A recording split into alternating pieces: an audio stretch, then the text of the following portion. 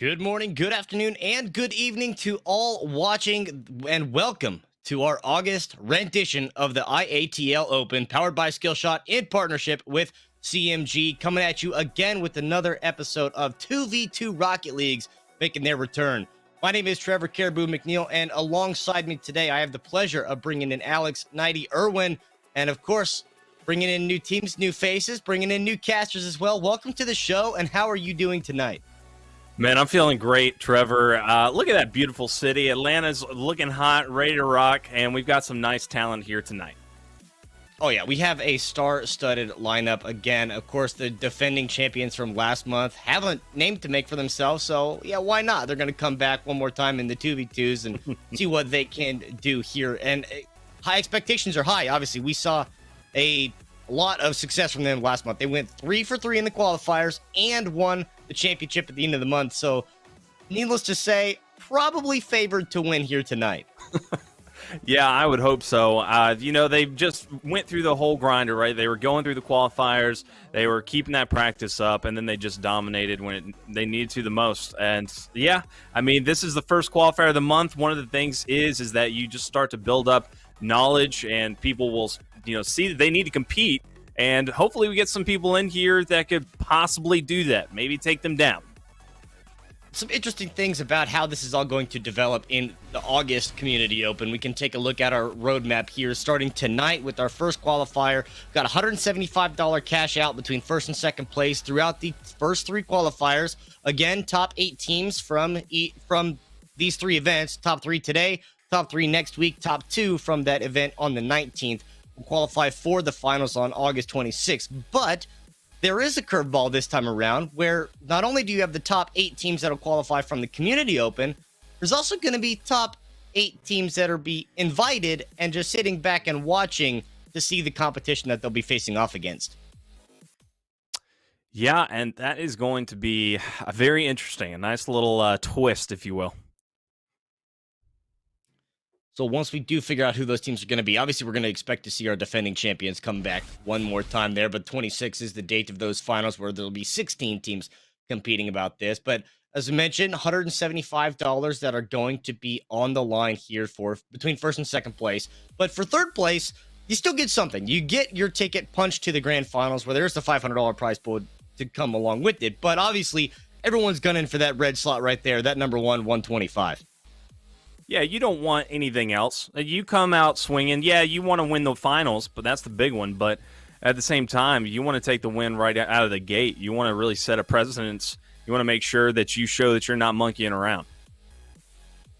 And, of course, watching the top Cougars, I mean, they are absolute predators of this talent pool that we have here because of just what they've done week in and week out. Their repeated success from the beginning of the qualifiers in 2v2s a few months ago, and then it just continues to carry over and over. We've seen ridiculous, incredible plays from them, but not only from them. We have seen amazing, impeccable Rocket League gameplay from many teams, not even those that made it all the way to the grand finals 6 weeks in a row. But we do have a top 10 segment here from July of all of our top plays, of course, and getting right into this one. Starting at number 10, we take a look as KG's followed up on Capbox shot for this goal. Just off the backboard, a quick little dunk right under, an easy and good read to just outmaneuver the defense. Yeah, I don't know what the defense was doing there, though. They totally flew off the edge. But looking here at Star, Star's going to get a nice setup for his teammate. 2 easy smokes, just throws it in. That was a beautiful bank right off the wall and to secure that shot. Easy way to push the defender out just to make sure Smokes gets in. Coming in at number 8, you see Leoro here watching the angle off the wall, just enough to sneak it in again above the defense. And that's the same old song and dance you're going to see from a lot of these players, is how can they maneuver around the defense and make their own opportunities. Next is Leoro going to set one up. Puts it right up there in front of 2 defenders. They were there. They could have made something happen. They didn't, and they were able to punish them. Excellent shot right there. We get to see it from the defender's point of view. Oh, no. Great setup. Number 6, Jala Ding again coming through. Watching this last-minute dagger to get the game up. A 5-3 scoreline just to make sure they walk away with this victory. 44 seconds to go.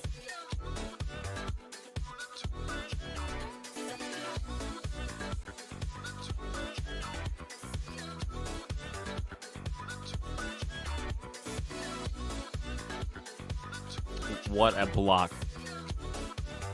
Number 4 coming in. Star, once again, you see Smokes coming back. Watching the touch off the crossbar. Nice little double tap. The assist from Smokes. And another bump on the defender. Smokes doing all of everything off screen and letting Star take the glory. At number 3, Lioro again with the setups. Going to put it right in, but never mind. Just is able to easily put that one in, feeds it through, and there you go. The 2 defenders not able to make anything happen. And we're going to see a lot of Lioro again coming in at number 2. Mektos there with a great shot on, but a wonderful left-to-right save coming from Lioro and making sure this game stays tied before they'd eventually go on and try to win that game. At number 1, we're going to see a nice view of the whole team. Oh, no! What a miss! That is huge right there, right off of the rip, feeds it right over Mektos, and Jalading puts it in. That was beautiful at number 1.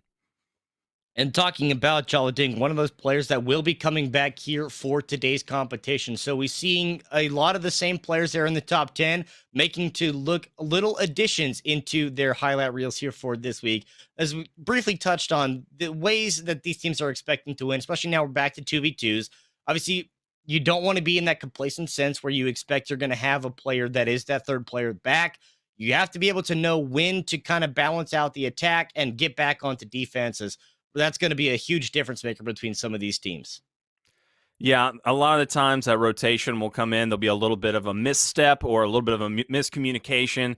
And we did see it in some of those highlights. A lot of times, I think most of it was mechanical. We saw a lot of, just missteps as far as the button presses. But when it comes down to the 2v2, you got to be on top of every move that you're making because you have a lot more of the arena to cover.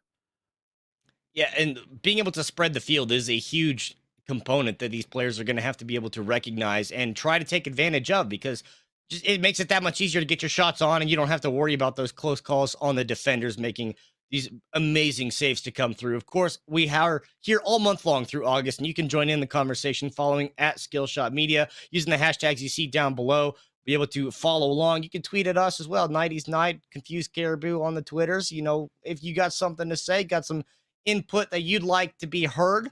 And of course, there's always Twitch chat as well. So make sure you get included, get involved with our movement here through the August Community Open. And of course, this is about the community, and that's you guys, not just the players on screen, but everyone watching at home as well. So amazing progression that we have from all of these competitions. I mean, I think we started in April or May was Rocket League, and then went to June and July with the 3v3s, now back to the 2v2s. So coming back into this 2v2 setting, a few returning faces, but to start things off tonight, we're going to be going with the Rack Pack and Jack's Black team. And not to be confused with Jack Black's team, but how amazing would it be if Jack Black sponsored a team to come in here?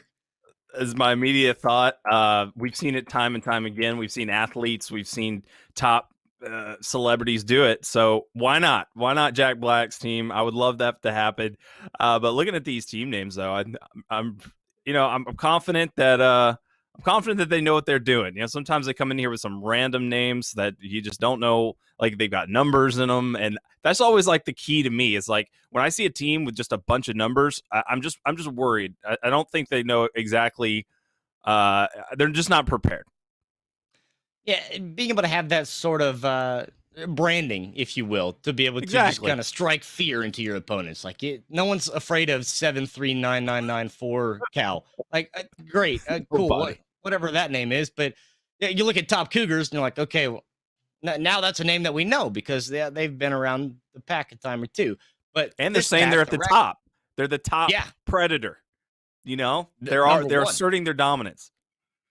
And as they've done so over the last 6 weeks and going to try to continue. But, starting out with this one, in partnership with CMG, one of the great things about their website is that you can kind of keep track of the stats and the results of these teams as they progress through. But another great part of the Community Open is that sometimes you get fresh faces. And You have no idea what they're capable of. And those are the teams that you typically will keep an eye on with a little bit of an asterisk because they have a clean slate. So they might be the spoiler to tonight's event to see if that top Cougars team is going to get taken out.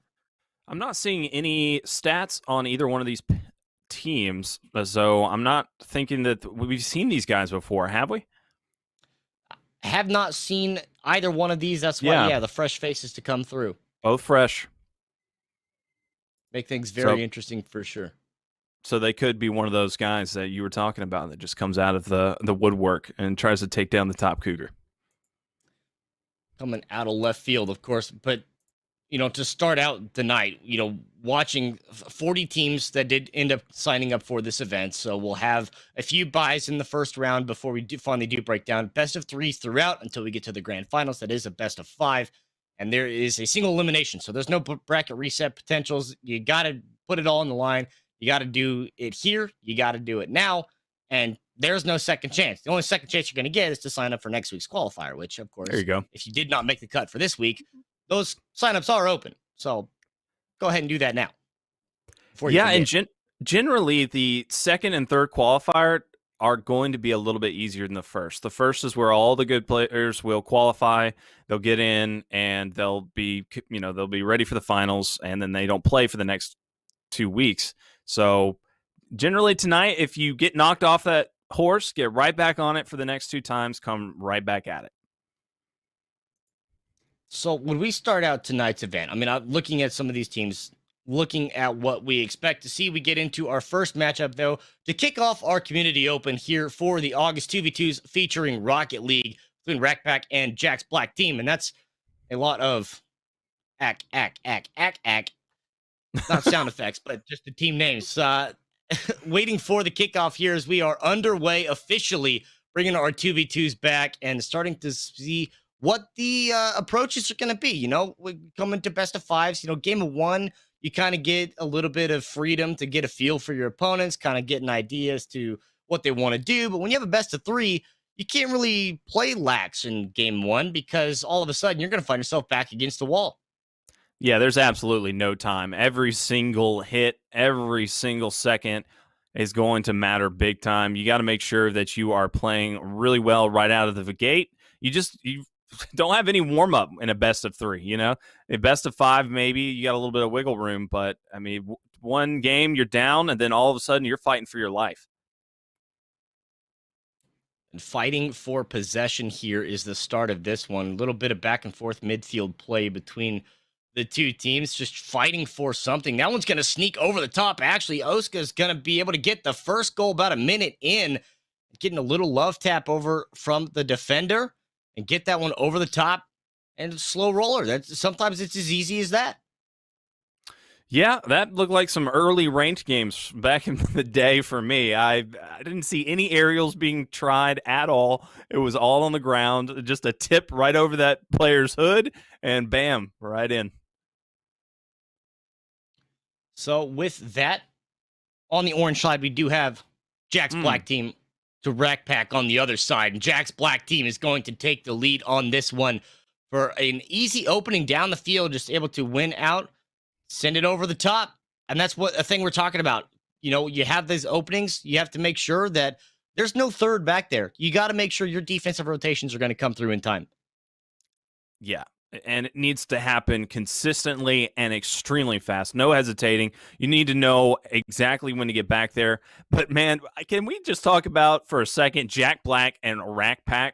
Did they know that this was going to happen? Are they just trying to do this to us? Did the production team maybe? Did Skillshot do this to us as casters? Because this is just a caster's nightmare. Jack Black and Rackpack. Come on. That's the RNG of CMG right there. All these brackets are completely randomized at the drop of the hour. So as soon as the cutoffs for sign up, as soon as the sign offs cutoff is hit, complete random seeding. And that's why 2 of our returning teams are actually facing off in a first round matchup down on the bottom of the bracket in round 1. But that is something that we'll keep the tabs on as this tournament will progress. Of course, we're not going to be able to watch all of these games here tonight. That's just far too much Rocket League to ingest for everybody involved. Oh, man. I know. I hate to be the bearer of bad news, but sometimes you just got to let things happen naturally. But natural Hey. selection there. Butter going to be able to get that shot, get the nose on, and sneak it inside that left upright to cut the lead in half, coming up on the halfway point. Oh, that was beautiful timing, getting right in there. Defender was there, almost had it, was in a very good position. So you got to give good hats off to them for being able to pull that one off. But yeah, just not fast enough. Sometimes you got to have that defense a Ooh. lot quicker. Oh, that was a rob, man. That could have just 1 inch off, and that could have been a goal. And that's a whole nother conversation to have about this one is, yes, it's 2v2s, but how was that third teammate, the framework, going to help out some of these teams tonight? And the first one off the crossbar, but this one is going to be able to sneak in after a few ricochets into that upper 90, get themselves a 3-1 lead now. About 20 seconds later, just to keep that extra insurance. That was very good awareness by the other teammate not to get involved in the push out of the corner, because he would have just screwed everything up. Sometimes the best thing you can do is just not to hit the ball. Now we'll see if there's going to be any control coming from the rack pack on this side. Is it going to go across? And a good center. Butter is going to be able to follow that one through. And a great setup there, just caught in the corner. Both defenders coming from right to left, and Butter was sitting there with open arms to punch that one in and cut the lead back to 1. Yeah, Butterfly knew what the deal was. He was ready and was easily going to just swoop in and take that one, making this one a closer game. I thought that right from the get-go, Jack Black looked great, already up 2-0. I thought they were going to just keep that rolling, but a nice comeback in here, and we've got a competitive match.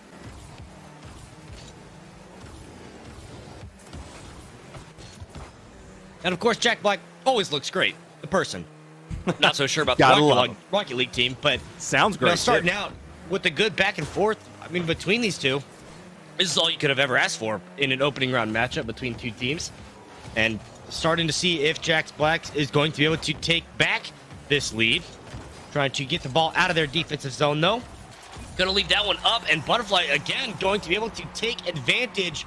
Little defensive miscue, and take another one.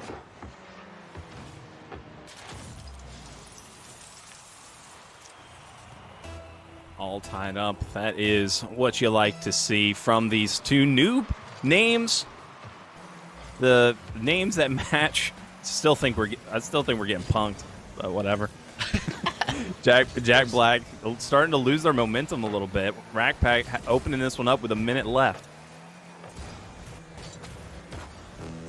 The 60-second timer hit. Good shot, good save from Butterfly, trying to get another one to give them the go-ahead. They got 2 unanswered here, looking for their third. And, I mean, for the time being, Rack Pack right now is just in control of momentum and tempo, and really putting Jack Black kind of on their heels, trying to get out of this defensive zone that they've been stuck in. Oh, that's not good. Oh, that's really not good. Yeah, when you're playing defense, you definitely do not want to set up the other team. And that's exactly what just happened with that aerial. Like I said, sometimes the best thing you can do is just not to touch the ball and leave it in the corner and just wait for the enemy team to come to you. And they were just being a little too proactive. Maybe the nerves are kicking in. You know, some of these guys, if they're new, they're going to be feeling a different type of way. Well, feeling pretty good now from the Rack Pack side. Is almost getting another one. Good save and desperation as it comes through. With 20 seconds down a goal, Jack Black got to find their answer now. 3 unanswered from the Rack Pack, making it 4 almost, but went a little wide on that touch. Butterfly tried to put one more on the board, and instead run the 10-second timer. And Rack Pack looked like they're about ready to walk away with this first win. Yeah, they just got to get it on the floor, and boom, there you do it. Game 1 goes to the Rack Pack. Sorry, Jack Black.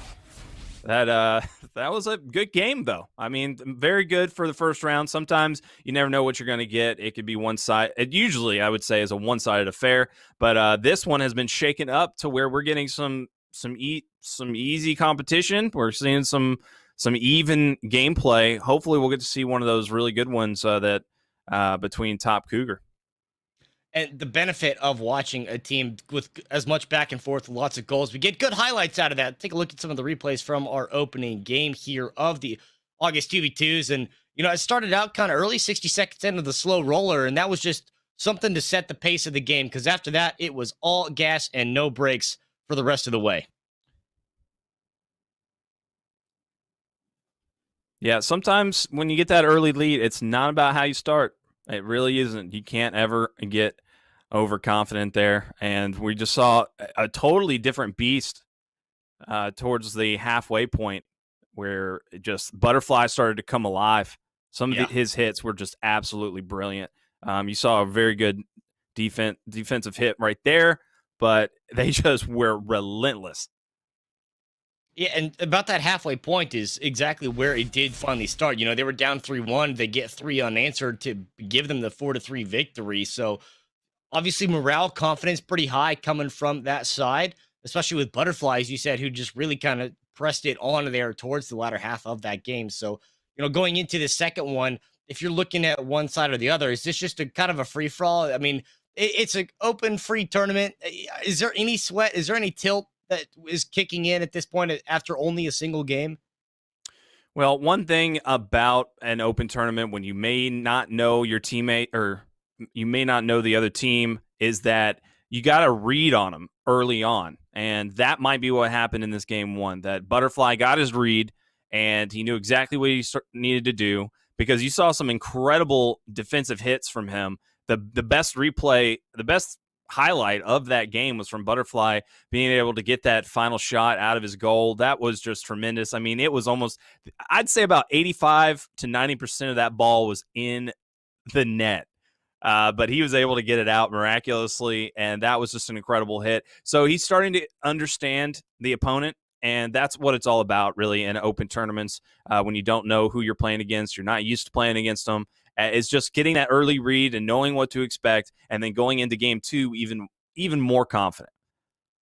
Going into game two, swapping it over to the North American servers, of course, this is the open, so we do get a handful of European completely, totally sane people that decide they want to play on NA ping for whatever reason. And I'm certainly not one to judge people that enjoy playing on 100+ ping, but they keep showing up and they keep doing pretty good in these tournaments. So I'm not going to complain by any means, but it's good practice to be able to play on that high ping and get pretty good results out of it, even, regardless of which one is the host. It's a decent back and forth between these two teams. So as we set up our North American server side to go into game number 2 with Pack and Jack Black's team. It's too much. Hey, we've done a pretty good job so far, though. I don't think we messed it up yet. Knock on wood. Now that you said something, we probably will. But yeah, it's happening. A lot of these teams, with the 40 teams that signed up, a handful of buys through the first round, a good amount of teams that already kind of advanced into round number 2 before we get into this one. To scroll all the way down to our top Cougars, who did end up winning their opening round. So I imagine from that team, and as fast as that result happened, probably a swift 2-0 from them. So a good start from the top Cougars to come through. We've already got teams that are starting to make their way into round number 3 before we get to the quarters, the semis, and the finals from there. But of course, we're going to give you updates as the night progresses on the rest of the matches that are kind of going on behind the scenes. But top Cougars, obviously, the team will be keeping a very close eye on us, the defending champions from July in the 3v3s, and they're just consistent success. I mean, they went to like every single grand finals of the 2v2s at the end of the month for May and June as well. So, they got some storied success there, but focus on the here and now. These are the teams that we're watching between Pack, Jack Black's team, and the likes, because there's no results. We don't have any history. We don't have any expectations. So these are the teams to watch because they might be the ones to knock off our top predators we keep referring to them as.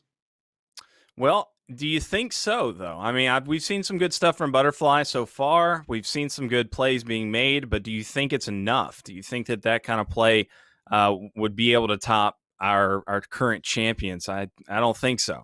So far from what I've seen, I just don't think that they could be the contender we need, the hero.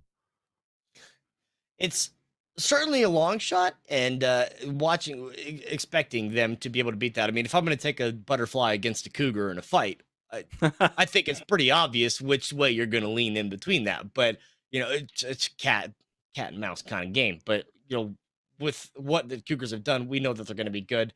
We're going to continue to try to set up this lobby. Of course, there's one really difficult thing about organizing players, and that is sometimes it's just really hard to get them all in the same lobby. So we're going to take a quick break. We're going to be right back with our second game of our opening round here in the Atlanta Community Open.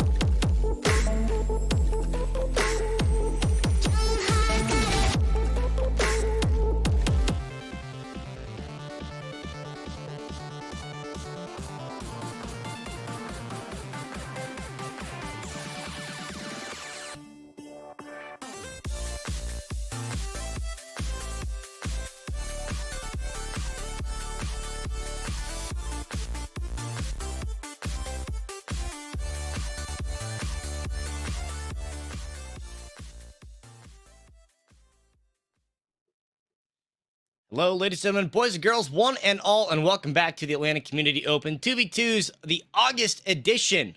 Trevor Caribou McNeil alongside me is Alex Knighty Irwin, and we are, fingers crossed, theoretically speaking, hopefully ready for our second game of our Community Open. Of course, it's really hard to bounce back and forth between two servers, but I think we might have already done it. Hey, these guys, they're not professionals, all right? Like they're amateurs. I mean, you know, it's an open. Yeah. They're not used to getting in the lobbies. You know, just give them a little break, I guess. I don't know. Yeah. Let's cut him some slack from Jack Black and the Rack Pack. You know how it is. It's one of those things. But You play a lot of matchmaking. You're used to just jumping in games, and then True. you got to play customs. You got to play listening to the production. You got to, you actually got to have a professional mentality going into the game, and you're just not used to it. So it could be a little new for people that are especially shaking. These guys are nervous right now. Lots of moving parts behind the scenes, but now looking to see the moving parts on screen as we're looking for the Rack Pack. You have the 1-0 lead in this one Jack Black team, trying to fight back to force a game 3, and a really good back and forth in the first game. If you don't remember, like 20 minutes ago, a good start for the Jack Black team, got a 3-1 lead, but then the 3 unanswered from the Rack Pack would give them that victory. So trying to hold on to that momentum that they've built up, which is a huge confidence booster, ability booster, whatever you want to call it, in an event like this, to be able to start out strong and build up some morale. Oh, Yoro going to put it right in, try to set it up, and I believe that was off of basically just the tip of his car right there. Put it right in place, and wait a minute. Wait a minute. Was that a self? Well, Was that a self score? yeah, just close your eyes and pretend like you didn't see that. Butterfly is just really, really wants to score points, and regardless of which goal goes in. What did I just witness? This is terrible. Oh, no, that is not what you wanted. I mean, that was wide open. That wasn't even like, oops. That was more like, what are you doing? Did you forget what's your goal? Which net you got to put it in? But anyways, we're just going to forgive them, see if they can, roll with the punches. That's what it's all about. Here we go. We've got the shot coming in, trying to put it in that corner. Not going to be able to do so. And once again, we're kind of looking like they've just cooled off a little bit. Ooh. But there we go. There we go. We're up and tied. Yeah, Joro just gets a little of love tap to put a little side spin on it over the defender, and that's enough to go off that upright, get a equalizer goal just about a minute and a half in. I know what they were doing. They were giving Jack Black a handicap, and I commend them for it. Sometimes you got to do that. It's just, being an honorable competitor. You see a team that's just not quite with it, and you want to give them a little help. And that might have been what we just saw there. But, ooh, look at the movement. There we go. That's going to be very nice here from, how do you say that? Thegiova? Too many X's, man. Yeah. Hey, he made it happen. Thegiova. Hey, you're right. Thegiova did it. Let's Nice do little it, man. putback. Killed the momentum, and then at that point, just a 180, put the nose on. Butterfly couldn't get back in time. Churro's already out of rotation, so give them again another go-ahead. Jack Black, thankful for that first initial handicap touch, and almost off the rip, Churro with another shot on. What? Trying to get. Hey, wake up! The other Giova, one, yeah. wake up! You got one person that's still snoozing. It doesn't matter, though. He's able to block it with his car that's asleep, and he is able to take it all the way down, almost puts it in, does not get the bounce, though. But I don't know if that was a fake out or if he legitimately just forgot to pick up his controller. It's one of those things that, you know what?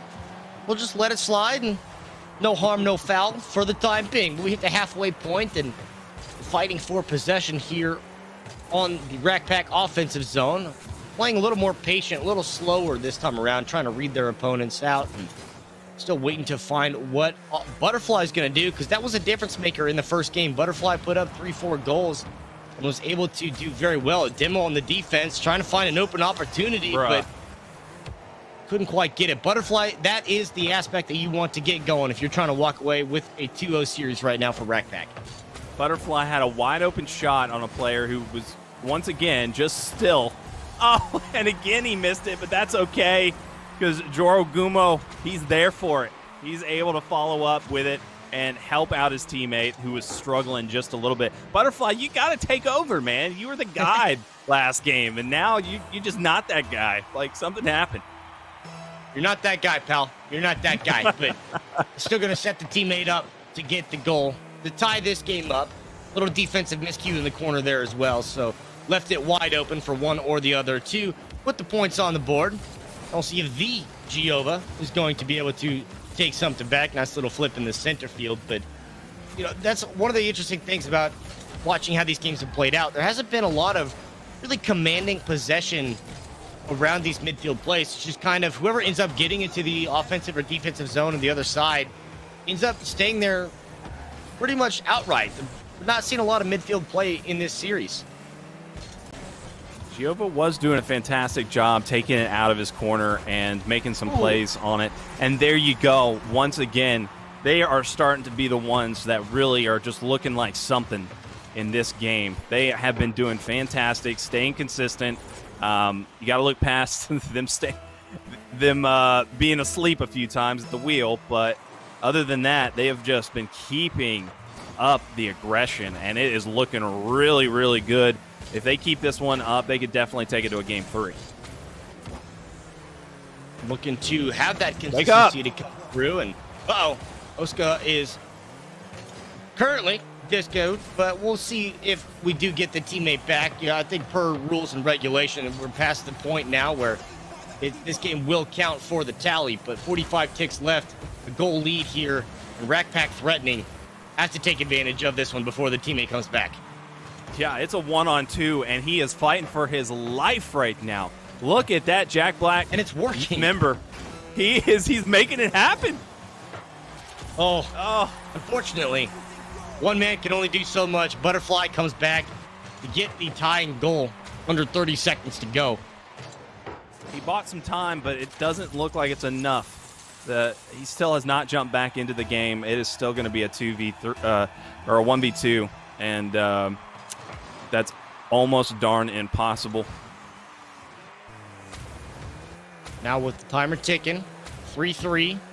See if they can get the go-ahead goal. If we're going to see some extra time here, give some a little more time for the teammate to come back in this one as we get the official ruling in the background. But I think, if I remember right, I'm pretty sure that this one will count for it. Nice little flip over the top, but a better save. This 2v1, the Giova is making this look easy. He brought it to overtime. Giova is, like I said, he just started off so strong in this game, and now he is... Wait a minute. Jorogumo, he backed up. He was playing it safe. You can't be playing it safe against one player. You just got to go for it. Oh, my God. He took the shot. If he had maybe a little bit more oomph in that, he could have won the game right there. Giova is making stuff happen. He's got plenty of boost here to make something. It's wide open. Oh, my God. He gets the demo. Could you imagine? And it's own goal, but from Butterfly? What? They choked. They choked. Oh, my God. Rack Pack gave up 2 shots. One when it was just blatantly obvious that they didn't need to take the shot on it in the beginning of the game. And now in a 1v2, that save. I mean, good Lord, Giova.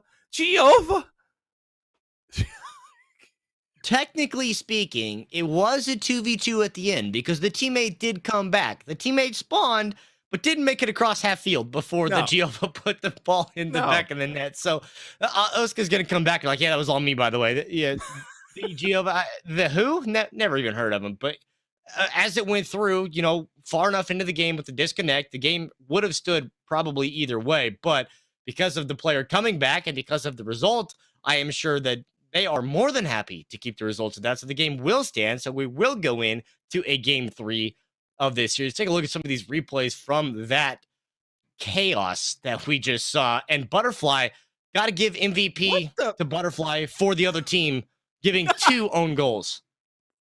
Yeah, man. I don't know. Oh, gosh. Sometimes, and you see this a lot, you see just tilters, man. Like when you're playing ranked, you're playing against people that just aren't used to ranked. They're new to ranked. They're not as adept to the competitive side. They start to tilt and they'll start to score on themselves. They'll just get really upset with their teammate for no reason, and they just can't handle the frustration. And maybe we're seeing that. I don't think so though. I want to give them the benefit of the doubt. But this 2v1 just really Giova played an outstanding game. Giova was able to fend off the attack, the onslaught from the two, and theoretically, in every sense of the word, they should have won that game in regular time. It should have been the Rack Pack moving on to 100%. 2-0. But the Giova made a phenomenal last stand there to be able to send it to the extra time, to be able to not only survive long enough, but finally get these shots on. And Rack Pack really played a conservative game and potentially, chalk that up to the server difference between EU and A. Maybe that wasn't their domestic server, so they're a little more hesitant, a little more apprehensive to try to go for anything down the field. So they kind of want to, okay, play it safe, play it slow. Unfortunately, that's the knife in the back. Now, game 3, we're going to go back to the EU servers where we saw some fireworks from the offensive side on both of these teams. And at this point now, just give it a coin toss as to who's going to move on. I've seen that happen in competitive playlists. I've seen that happen in ranked. I've seen it happen where it's once, you'll have some players that are a little bit better and they can take over the game 1v2 like that. It's you'll see like carries. People go in with their carries, their carry lags out, and that player or I'm sorry, the other way around. The one player that's not the carry will lag out, and then the carry will just take over the 1v2 and win the game. I've seen that. But in a tournament like this, I didn't really think that I didn't think that was a carry situation. I think both players are just the same level of play, and same for the other side. This is very, very even. This is an even matchup. In a 1v2, it just never should have happened. It should have been absolutely impossible. That has got to be one of the top clips from this month's community opens, period. That was beautiful. Yeah. That made it way more interesting. That whole series of events all of a sudden makes this best of 3 that much more. And this is just what it takes to be able to start out the August Community Open with this series here, where you have a great back and forth in game 1 with 3 unanswered to give Rack Pack the win. You get a 20-minute break in between, and then a 1v2 to end up winning that one for Jack Black. So we go to game 3 on the EU side. Of course, that is what these players got to do now. It's just cut them some slack, let them figure out their lobby and all the moving parts behind the scenes to get there. But again, as we mentioned, not only are we watching this best of 3 here, in the time that we've gone through this one, we have some teams that have already moved on into round 3. There's already 8 teams in round 3 awaiting their opponents and or already with a matchup there, one of which being the Top Cougars. Not too surprisingly, between Smokes and Toxic, 2 of the best players that the Community Open have seen teaming up this time. They dropped their third of Kiernan. That was the other 33% of the team for their 3v3s championship. But Toxic and Smokes obviously cruising right now through this bracket, but starting to see as we'll get through, the talent narrowed down. It gets a lot more competitive, a lot closer, and things are going to get a lot more challenging. So can't quite count the winnings yet for Top Cougars. But first, in a first round matchup, this isn't even, a lot of the teams got biased in the first round. This is a legitimate first round matchup that is probably going to put a hold on now the waterfall coming down from here, because these guys are getting every cent worth of their free enrollment in this tournament. Yeah, and so you're trying to say that was a finals matchup in the first round against the Top Cougars, right? It not necessarily a finals matchup, but a couple teams that we have, Top Cougars and a team that's probably worthy and capable of a round 3, quarterfinals type of matchup that they got in the first round. Yes. Dang. Well, you hate to see that for sure. Hopefully there is another team. Short straw. Yeah, definitely. It happens, right? If you enter a tournament, you already know that, if you want to take first, you're going to have to beat all of the teams. That's just the mindset you've got to have, because eventually you're going to run into that one team that's beaten the other half of the bracket, and you just got to be prepared for it, even if it's your first round. That's always been my mentality when going into a tournament is if you're only playing for placements, which I don't know, maybe some bigger tournaments, when you have 500, 600 teams entering, and then it's I was placed top 16, top 8 in this huge tournament. That's a good thing. But no, It doesn't matter who you play. You're ready to play whoever it takes to win the tournament, and that's the greatest mentality to have. But this game 3, man, this is going to be awesome. In order to be the best, you got to beat the best. But first, you got to get out of round number 1, and that's what we're trying to do here in game number 3. Rackpack and Jack Black kicking off here on the EU side. And already Butterfly and the Rackpack are on the aggressive, trying to make up for the shots that they did not take at the end of game number 2. Yeah, they just backed off of the gas, and that is not what you want to do, especially in a 1v2. Good Lord. And so just tons of mistakes over on the side of Rackpack. Couldn't believe it. They should have gotten an easy 2-0 there. It was a free win for them, and it just isn't going to happen. Great saves coming in. Holy hell, that was amazing. They are getting right into this one, and both teams looking strong. Yeah, and a good start. You know, this is about the point where we got the first goal in game number 1, and a little slow development, but once we hit that halfway point, as you said, things really started to kick off, and it came and centered around Butterfly. Call it the Butterfly effect, if you will. But for now, we're still waiting on that to kick in here because we didn't see it in game number 2 either. Good passes coming in. Joragumo going to put it off the wall, going to try to set it up for his teammate. Or Oska's going to be there, and he puts it back into the corner. So good plays by him. Good movement out of Jack Black. And they have been given another shot in this thing, and they're going to take advantage of it. But never mind. They put it right in the way of Butterfly, and he takes it all the way to the net. Yeah, little mistouch there by Oska. Just couldn't quite get enough juice on it to try to clear it and send it around the wall. Instead, just left it for a perfect center. And Butterfly coming out of midfield just said, thank you very much. I'll take that, and put it into the back of the net to give him the go-ahead. Minute and a half in, and now already looking for their second one is another little miscue from the defense. Left it wide open, and the Rackpack taking advantage. Trevor, I think what we're seeing here is a very upset Rackpack. They have been angered. They are upset. They are mad. They have just gone full Super Saiyan. They need to just take this one all the way. And, oh, my God, free open shot, not going to be able to land. And that's something that we witnessed earlier in the last game, is that there is just a lot of opportunity we saw from Rackpack that wasn't able to be taken advantage of at all. They just were not able to do it. And here we go again with another setup.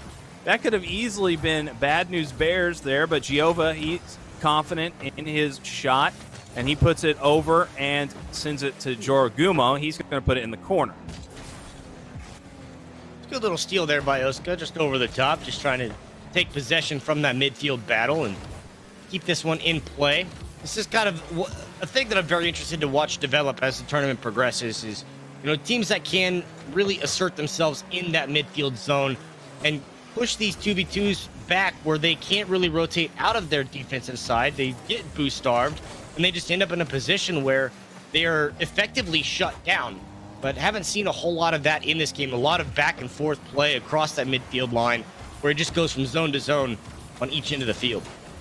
Ooh, there goes the shot, and that is going to be our hero from Game 2, Giova, the one to take on the 1v2. Once again, takes on the 1v2, puts in the shot. Butterfly had no chance, and there we go. This is a game with 2 minutes remaining.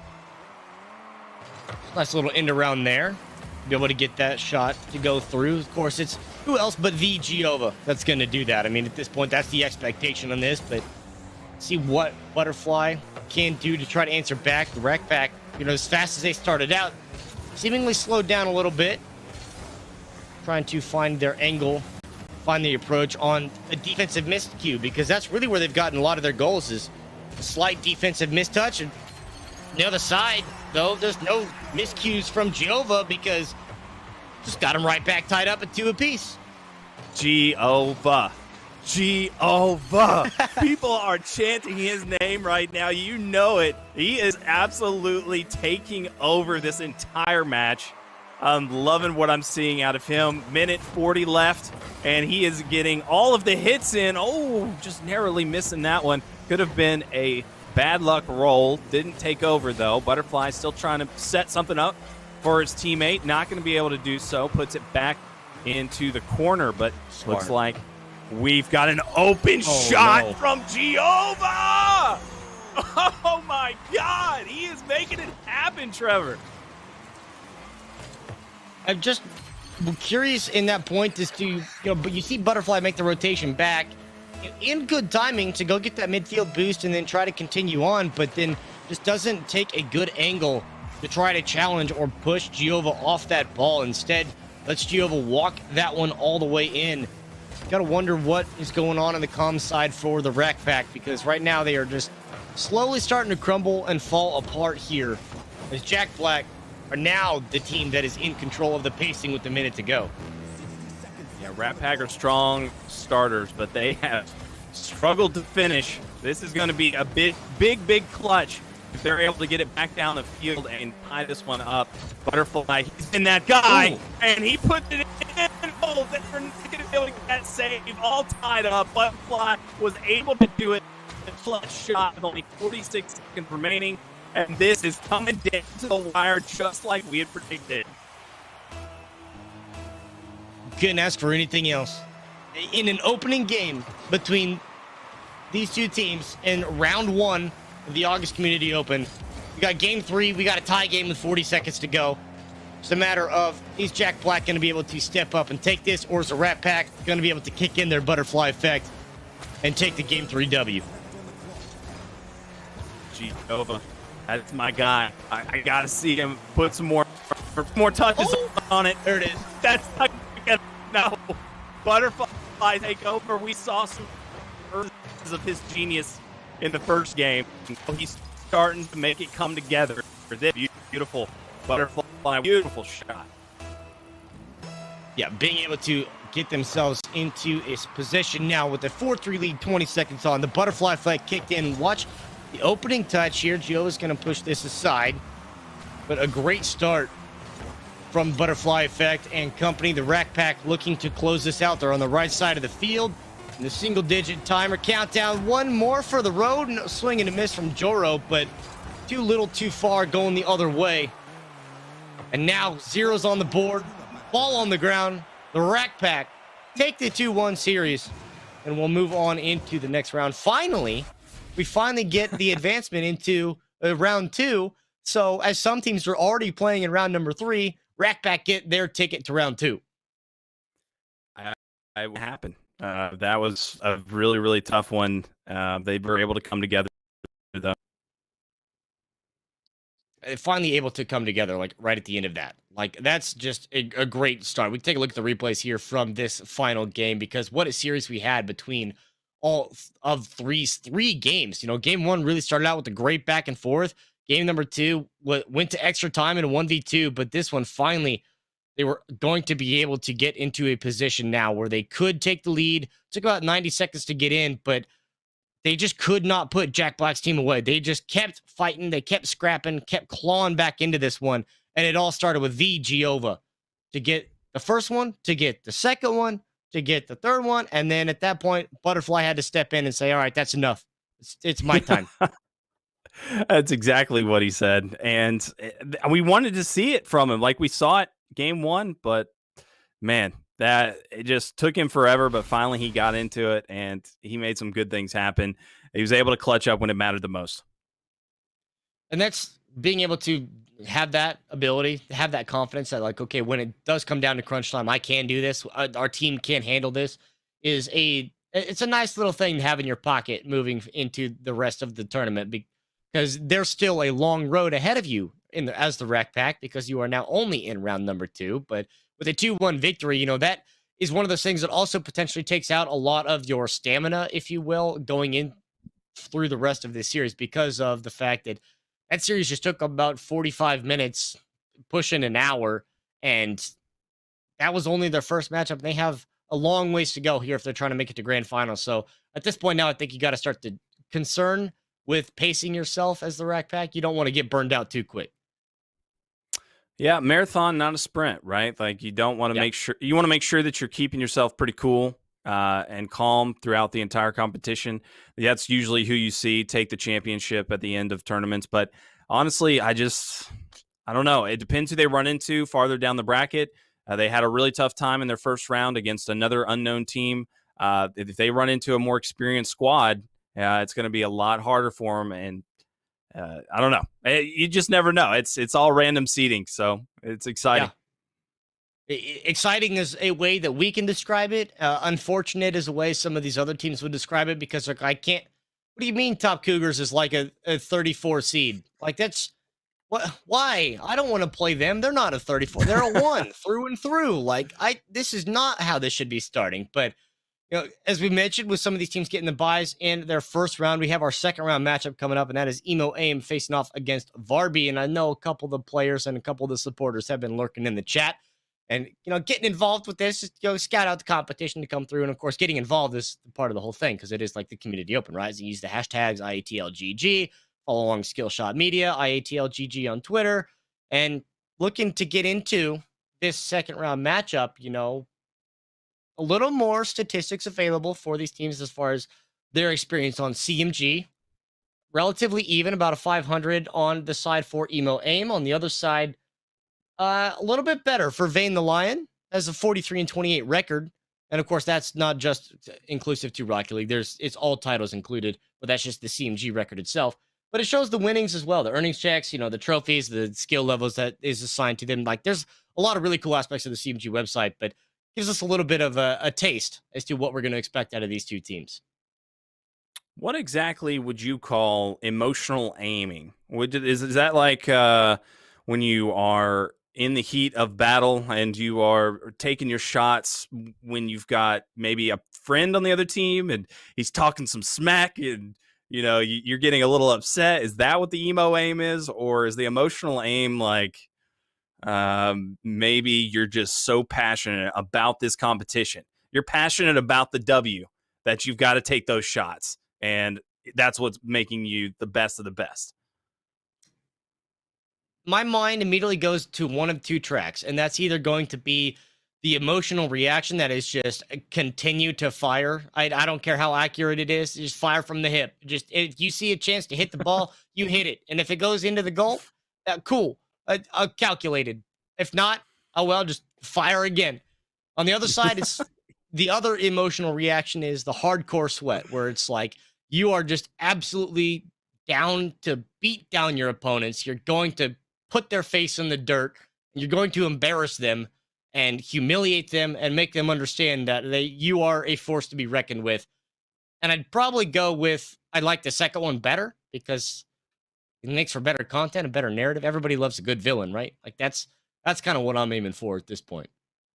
I think I'm going to go with a third option. I think it's going to be the tilt factor. I think once you get tilted and you're frustrated and you're mad at the game, you start to have emo aim, just meaning that you are just sad, you're down, you're not thinking straight, and you're just firing at anything that you got. Like if you see that there's a shot on the net, and it's like that last match that we just saw where Butterfly just flew in and he hit it on his own goal. That's some emo aim. Look at it this way: a shot's a shot, a goal's a goal. It doesn't matter what goal goes in. Maybe it's your goal. It's still a point scored, and that's going on the stat sheet unofficially. But either way, it's for your own personal gain. It's like, yeah, I scored like 5 goals that game. Yeah, but 3 of them were own goals. It's not the point, okay? Who's keeping track? Okay, nobody, except for us. But watching this setup, hey, we won, man. We won. It doesn't matter. Exactly. A win is a win is a win is a win, regardless of how you got it. Okay, that's done. But with Emo Aim and Varby looking to face off here, 2 EU teams again. So this time we don't have to worry about an EU in a juggle between servers. This is theoretically all same server. Maybe a slight difference in where the actual going to be going at with the pings, but should be a quicker series from start to finish, but also should make this a level playing field, if you will, between 2 teams that don't have to worry about playing on 150 ping. True. That is something that you always got to put into these tournaments. Everything is considered, right? Like all of those things will make a big difference. Varby sounds like, I mean, obviously it sounds like Barbie, but it also sounds like like a university team, like, a uni football team, or maybe, some, I don't know, Barbie, it just sounds like a college squad. We're going against Barbie this weekend. Yeah. And on the other side, we're going against Emo Aim. What school is that? Yeah, don't worry about that. But as we do get this lobby set up, these two teams obviously still working with the TOs, and we said a lot of moving parts, especially going across the pond. Like that's really difficult to have a conversation because of time zone differences. First and foremost, that's the hardest part of all of this. But we are Like going to midnight take there. it's go to bed. It's a school night. We're Go going to to bed. take a quick break, and we're going to be right back with our second round matchup between Emo, Aim, and Varby. Don't go anywhere.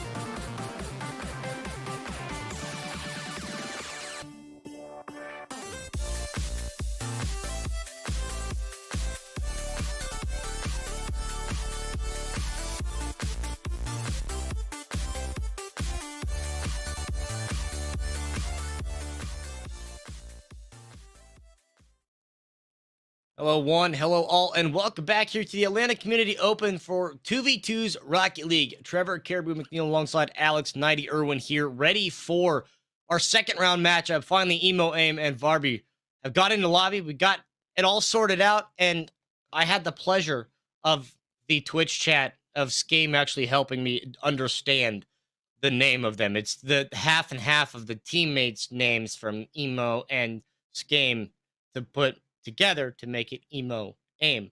It all makes sense. I mean, I liked my theory a little bit better, but okay, that's fine. Honestly, Sure, yeah. we'll go with that. They had to play spoilers, but we get into round number 2 here, underway between these two, and watching Vayne was coming up as black boxes. You call him T, call him X2, call him Vayne, call him whatever you want, but watching what they can do. Emo is going to be able to get the first one on 13 seconds in. Call it Emo, call it Jerome, flip it and reverse it, whatever you want it to be. Either way, he's getting the goal, and they're taking the lead.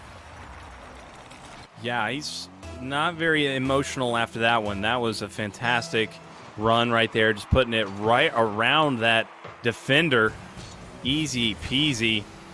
And almost getting a nice shot in, but it's going to get stolen away. Skame. He's not going to be able to do anything.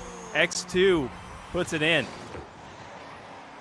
Couldn't quite. I mean, made a good read. Skame coming from across, but unfortunately just a little too much juice behind it and couldn't get a touch on to deflect it out. So instead you get the equalizer about 15 seconds after the first one. So a quick back and forth, a quick goals traded.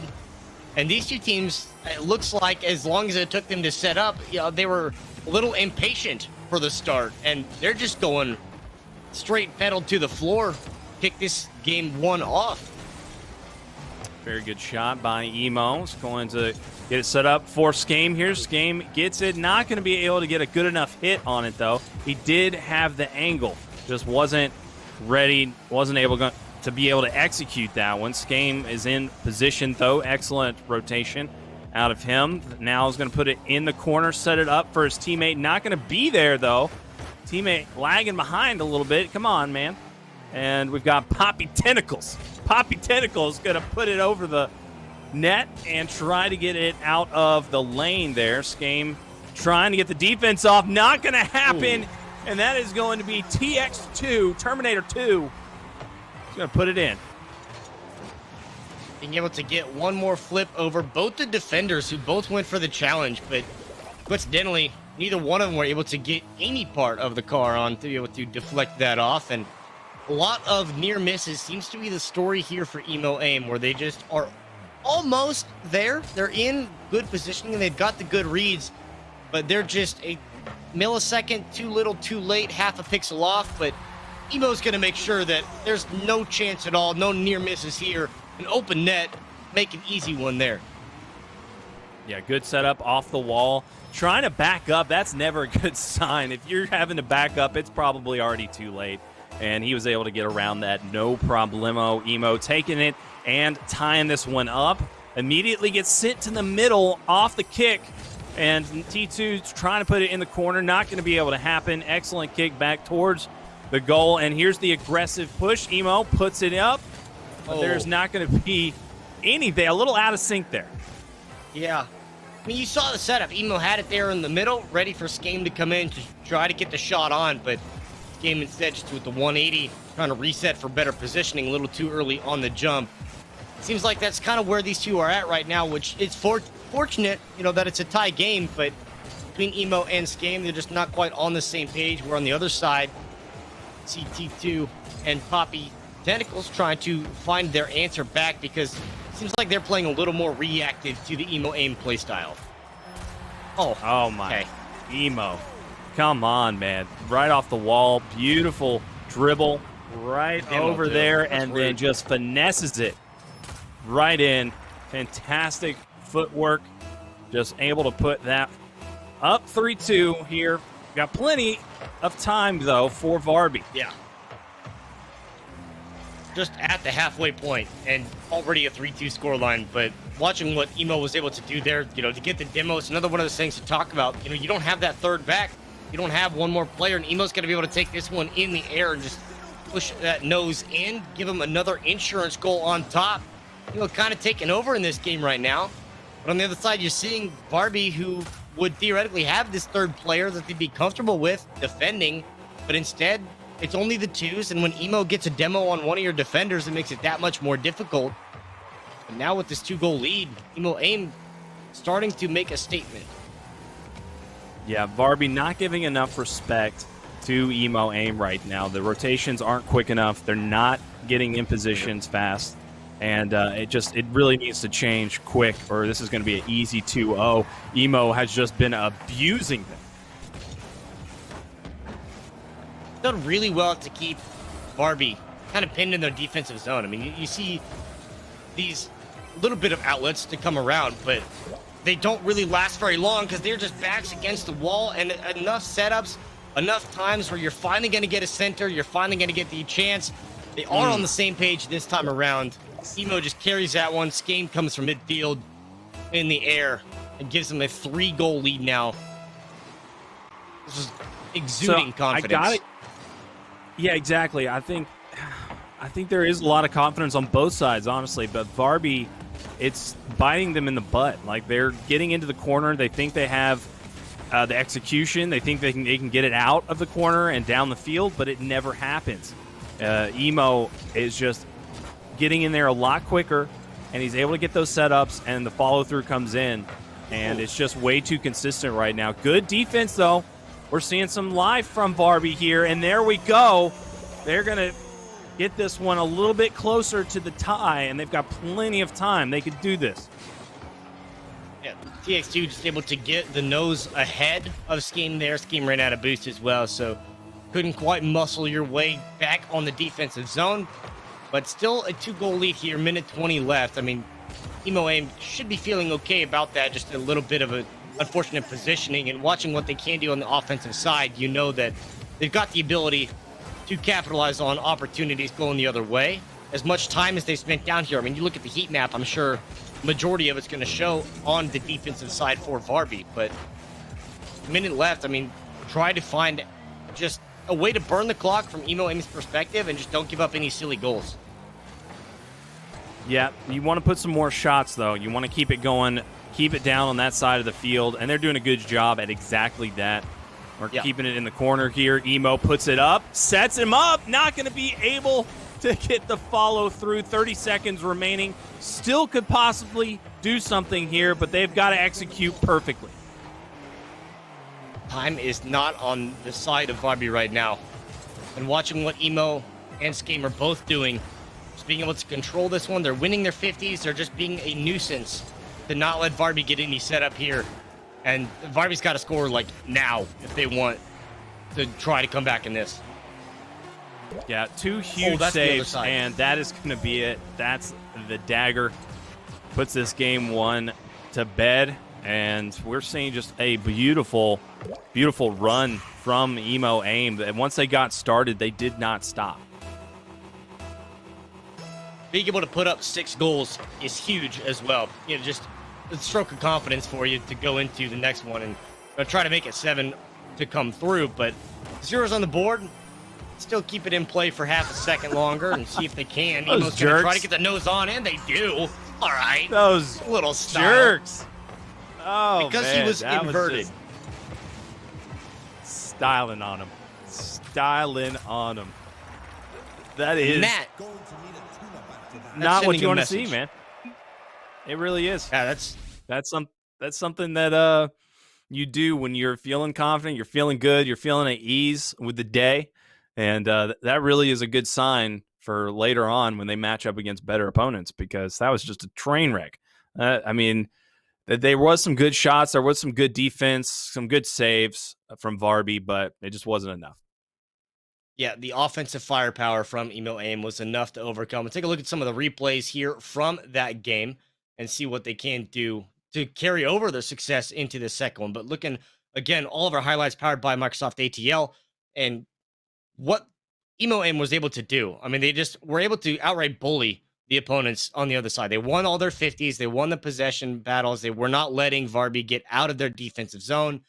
And Emo was just able to really step up and, you know, be the catalyst of that. And then, if not a solo goal effort, I mean, there's a lot of open goals in these highlights.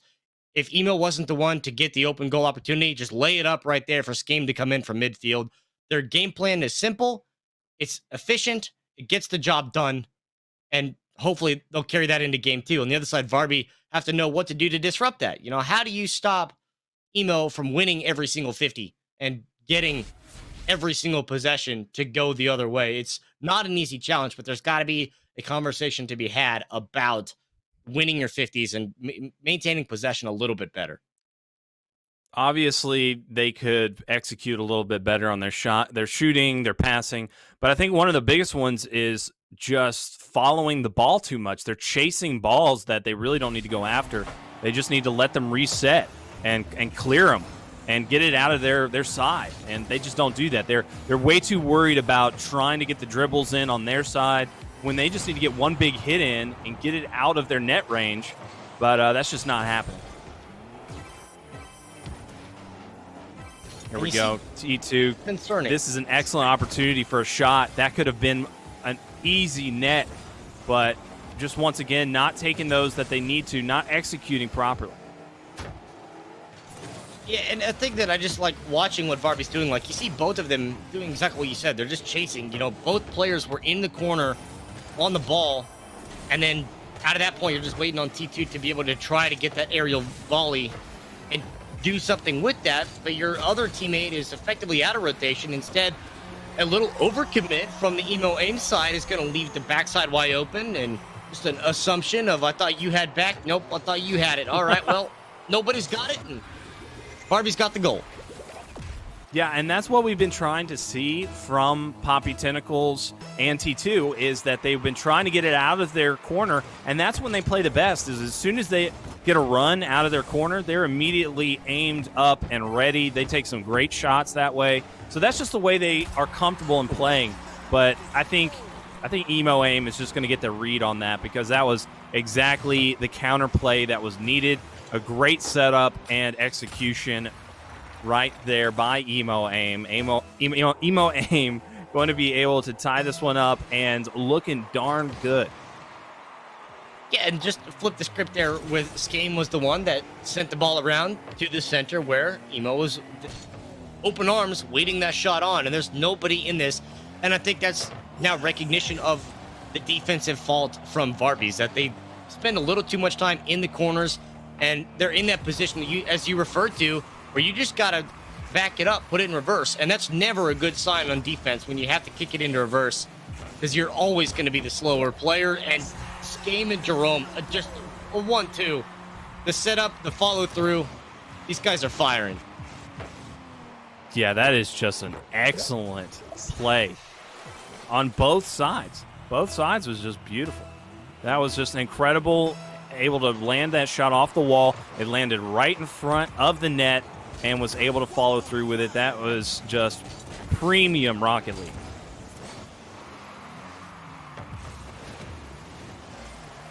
They keep doing it.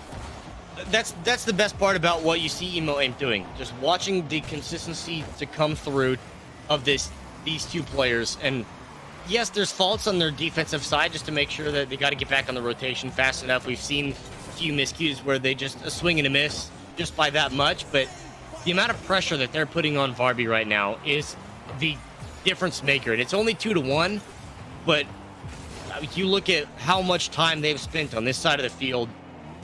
Emo Aim is just in complete control. And in complete control this one with the goal to score is a wonderful welcome in all of our Xbox viewers on the twitch.tv Xbox channel. Welcome on in. We are in round number 2 of our Atlanta Community Open 2v2s in Rocket League, powered by Skillshot in partnership with CMG. Of course, you can use the hashtags you see up there on the scoreboard to get in the conversation, but we'd like to be the first and foremost to welcome you in and enjoy your stay.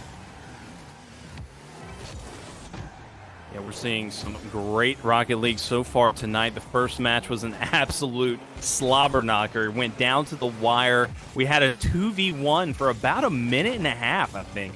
That came down to it, and the one was able to beat the two. Unfortunately, they didn't win the match, but that was just exceptional. But right there, the setup comes in, not going to be able to do it. The shot was there. Nothing was able to happen, but they do have a comfortable lead in this one, and they're still going to be firing back and forth. Emo trying to get some touches. He does. He gets a shot in, but both players over on the side of Barbie just once again are chasing the ball. They're not ever letting their teammate take it. There's no trust. You're not seeing much trust with the rotations. It seems like they're just both holding hands, so to speak, and that is just not the way you want to be playing some Rocket League. Unfortunate, playing a lot of reactive, playing a lot of chasing around, and that's why they find themselves pinned back a lot. And on the other side, Skame and Jerome both have these positions where they've got these opportunities, the shots, and just look at they're just circling. They're circling the ball in the corner, and it's a time and time. It's like a replay that we've seen between these two of Varby, where unfortunately they find themselves just in the corner, and this is not clean Rocket League by any stretch of the imagination between these four players as to what was happening in the corner up there. But they're able to get out. They get the demo. Jerome's going to take the shot. 3-goal lead. They're able to clean it up on the back end, but what a scrap that was in the last 30 seconds. Yeah, it really was. Being able to just clear it, take it down to the 50, and then double back, get a really nice shot off with that demo. I'm not sure what came first, the shot or the demo or both, but it was just a excellently executed play. They were not ready for that whatsoever, but T2, he's going to bounce back. 46 seconds remaining. That could possibly be enough time. So we're going to see T2 here execute an excellent shot, just narrowly missed by Skame. Skame almost got in there and got that save. 45 seconds. It is enough time for sure, but the concerning factor is to take into account how much time they've spent on the other side. But when you just full commit to the midfield play and just let it roll, just watch it happen. He got demoed. Now it's one. Now it's 1 goal. Yeah, a little mutually assured destruction. He took the shot as soon as he was getting demoed.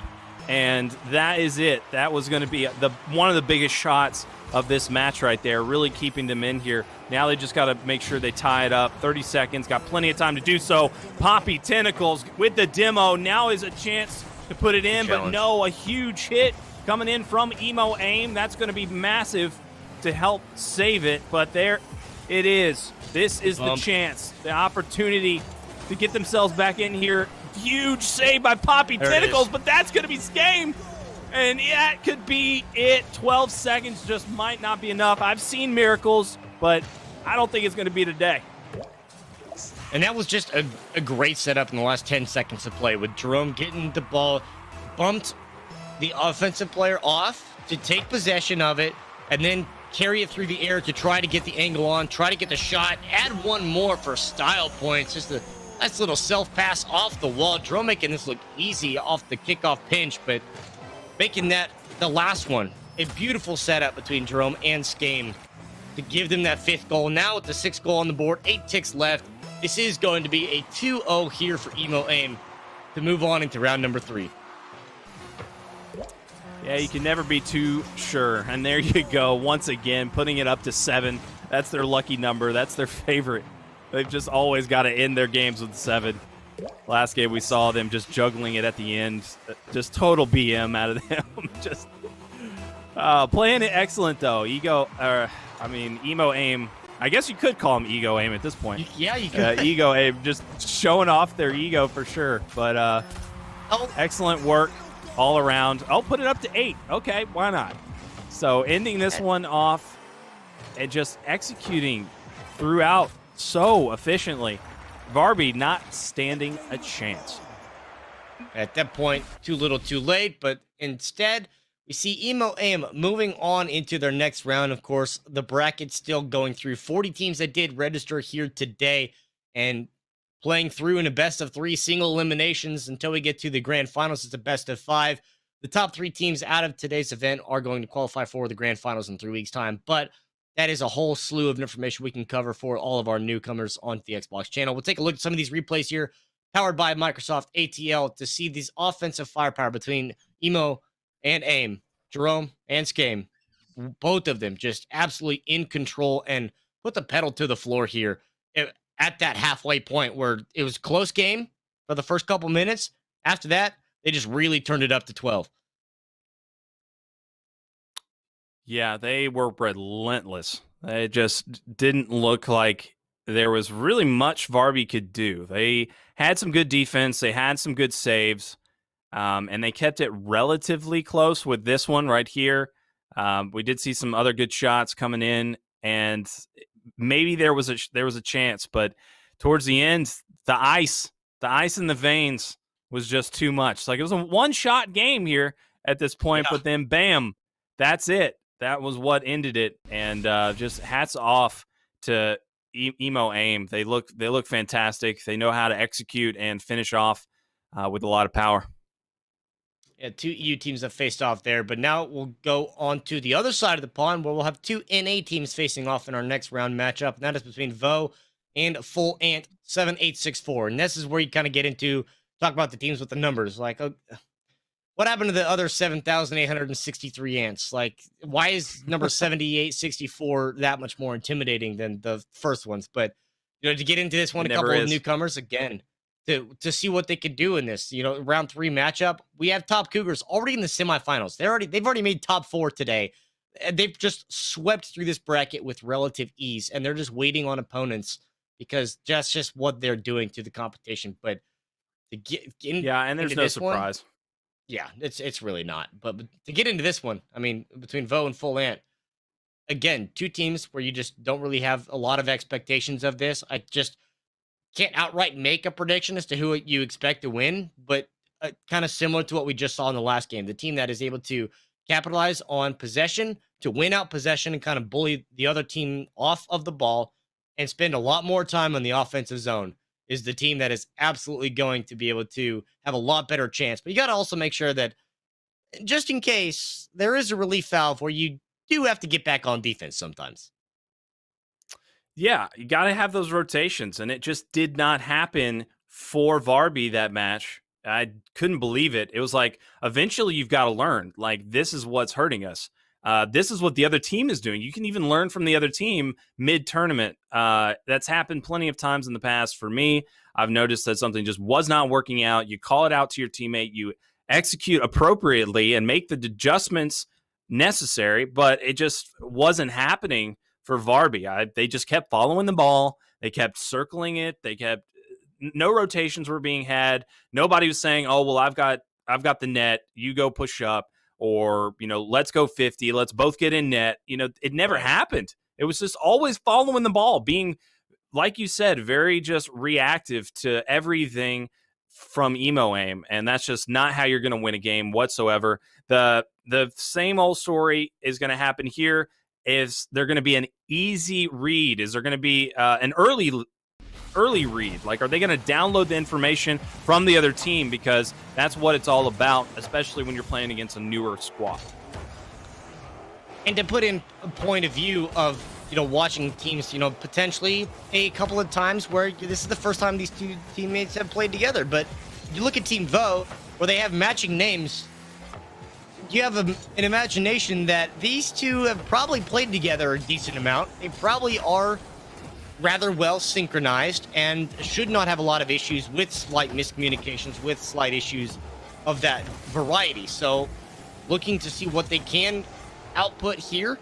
Almost 45 seconds gone by and still not a whole lot to go on either side. A lot of midfield battles here, and I think this is exactly the battle in the trenches. Whoever's going to win that one is going to be able to be the one that gets the first goal. Yeah, at face value, you see that they are rocking the same name, and you're like, oh, yeah, they've got to play a lot together. But no, that's not always the case. It doesn't mean that's going to be the more practiced team. It could easily be that, but more times than not, they just want to be uniform and look good for the camera. But right now, it does look like they're in sync. They are hitting some nice shots off. We got Crevo here putting it off the wall, but there's going to be the save here for Full Ant. Full Ant doing a good job at keeping it out of their corner. Here we go. They're coming in, going to put it off the wall, sets it up, but the timing is just not there. One thing, just expectations of watching what they can try to get their timing set up. Potential little bit of a delay between matches, but this one you're just going to see Nevo take this off the nose and send it downfield. Defense couldn't get back there in time, so it took just over a minute and a half before we get the first goal, but Vo finally do cash in and take their lead. Yeah, great execution by Vo. Now we're seeing it once again. Great movement, putting the ball up, trying to get this one set off the wall, and immediately comes back for it. That's exactly what you want to see. Almost gets it set up, almost having a shot there. Mevo trying to get this one in. Not going to be able to get the dribble around, but a very good save by Krivo. And we're looking at a shot set up by Day Day. Not going to be able to happen. He didn't have any boost. He had to go back to the 50 for it. Krivo trying to outmaneuver both defenders. Not going to be able to happen. His teammate is there.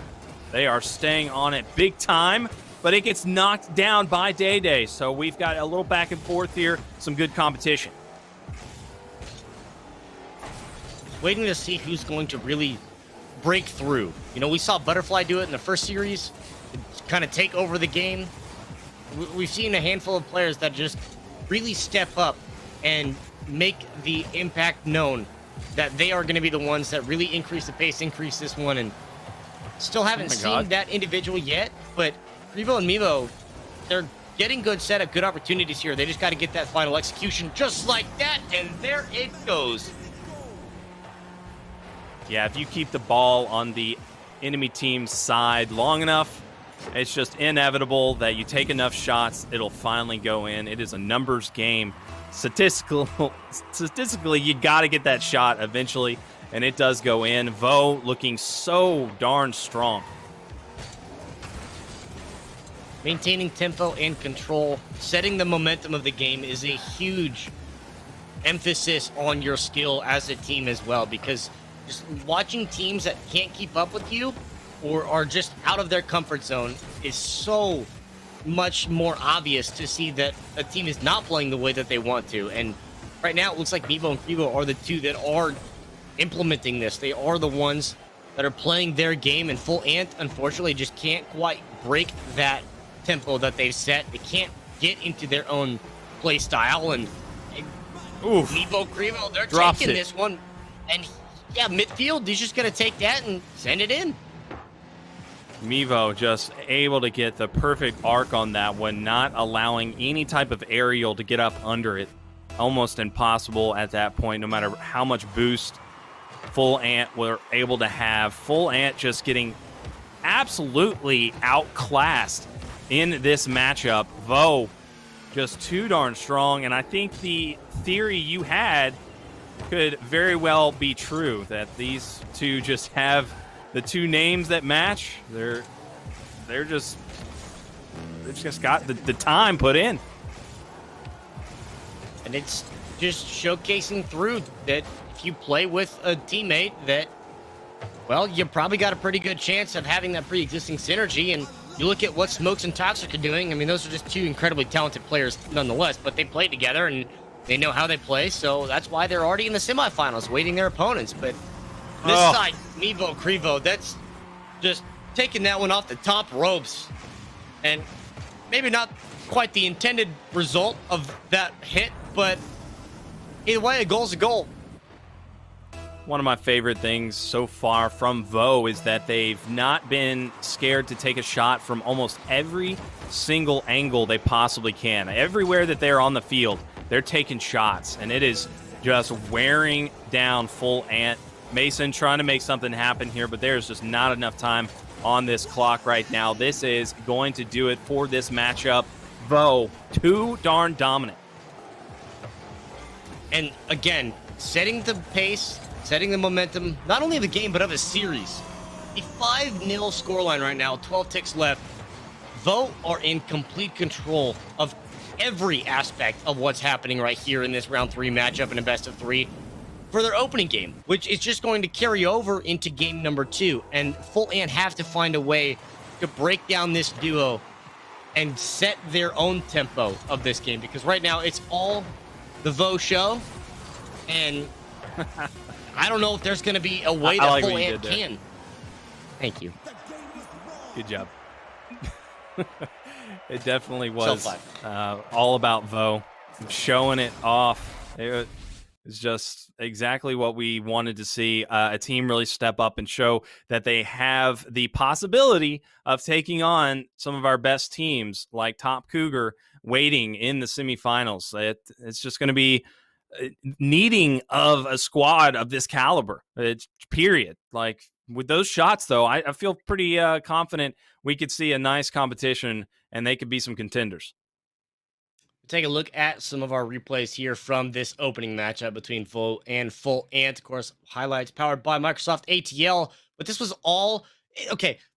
For what it's worth, the first 90 seconds, as you see, scoreless until Mevo finally breaks the ice, gets that barrier broken. Then it really starts to pour on. Another minute passed before they get their second goal, another 30 seconds before their third, but then they just really start to pour it on. You really can tell the confidence building up, the control, and just understanding that they are the team that's going to win that game. And they just outright know, and they play with that much more confidence. Like, okay, we already have a 3-goal lead now. Let's just play the game just because we can. And being able to play that and have that confidence is a huge difference maker for a team in a 2v2 sense, because now you're in the head of your opponents where they're just scrambling, trying to find some answers somewhere, and they're coming up with nothing. Trevor, I think I realized why his name is Mevo, because the Vo team is all him. He's Vo. He just scored all 5 of those shots. It's him all day. I mean, you got to give credit to his teammate. He's setting him up great. Got some good defense in there, but all of those shots, Mevo just putting it in, trying to get that shot there. Not going to be able to line it up, but then comes back and is able to set it up. Mevo all day. And they're just keeping themselves picking up wherever they left up. I mean, exactly like I said, just carry over the momentum, the offensive firepower from game number 1. 11 seconds in, Mevo tallies another one, a double hat trick in 2 games, and we barely even scratched the surface of the second one. Day gonna put it up. Mevo immediately hits it back and trying to get a nice shot in here. They give it right to him, but they're able to get it out. Very good defense there by Full Ant. Want to keep it on the side of Vo if they have any shot of tying this one up. Here comes the follow-up. Not going to be able to time it up properly, but another setup coming in. But the defense comes in and a shot on the goal. Oh, my God.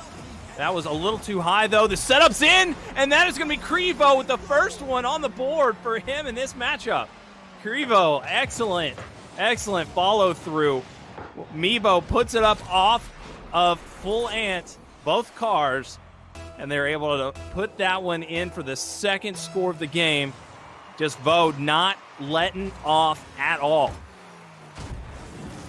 Good Lord. Eventually you got to share. Pass the rock, that Krivo's going to get one. And he does, but off the kickoff, Krivo gets a good pinch there to the wall, and Mevo just recognized that that's a full frontal assault, that they're just going pedal to the floor on the attack right there, and follows that up with the shot on, with the goal.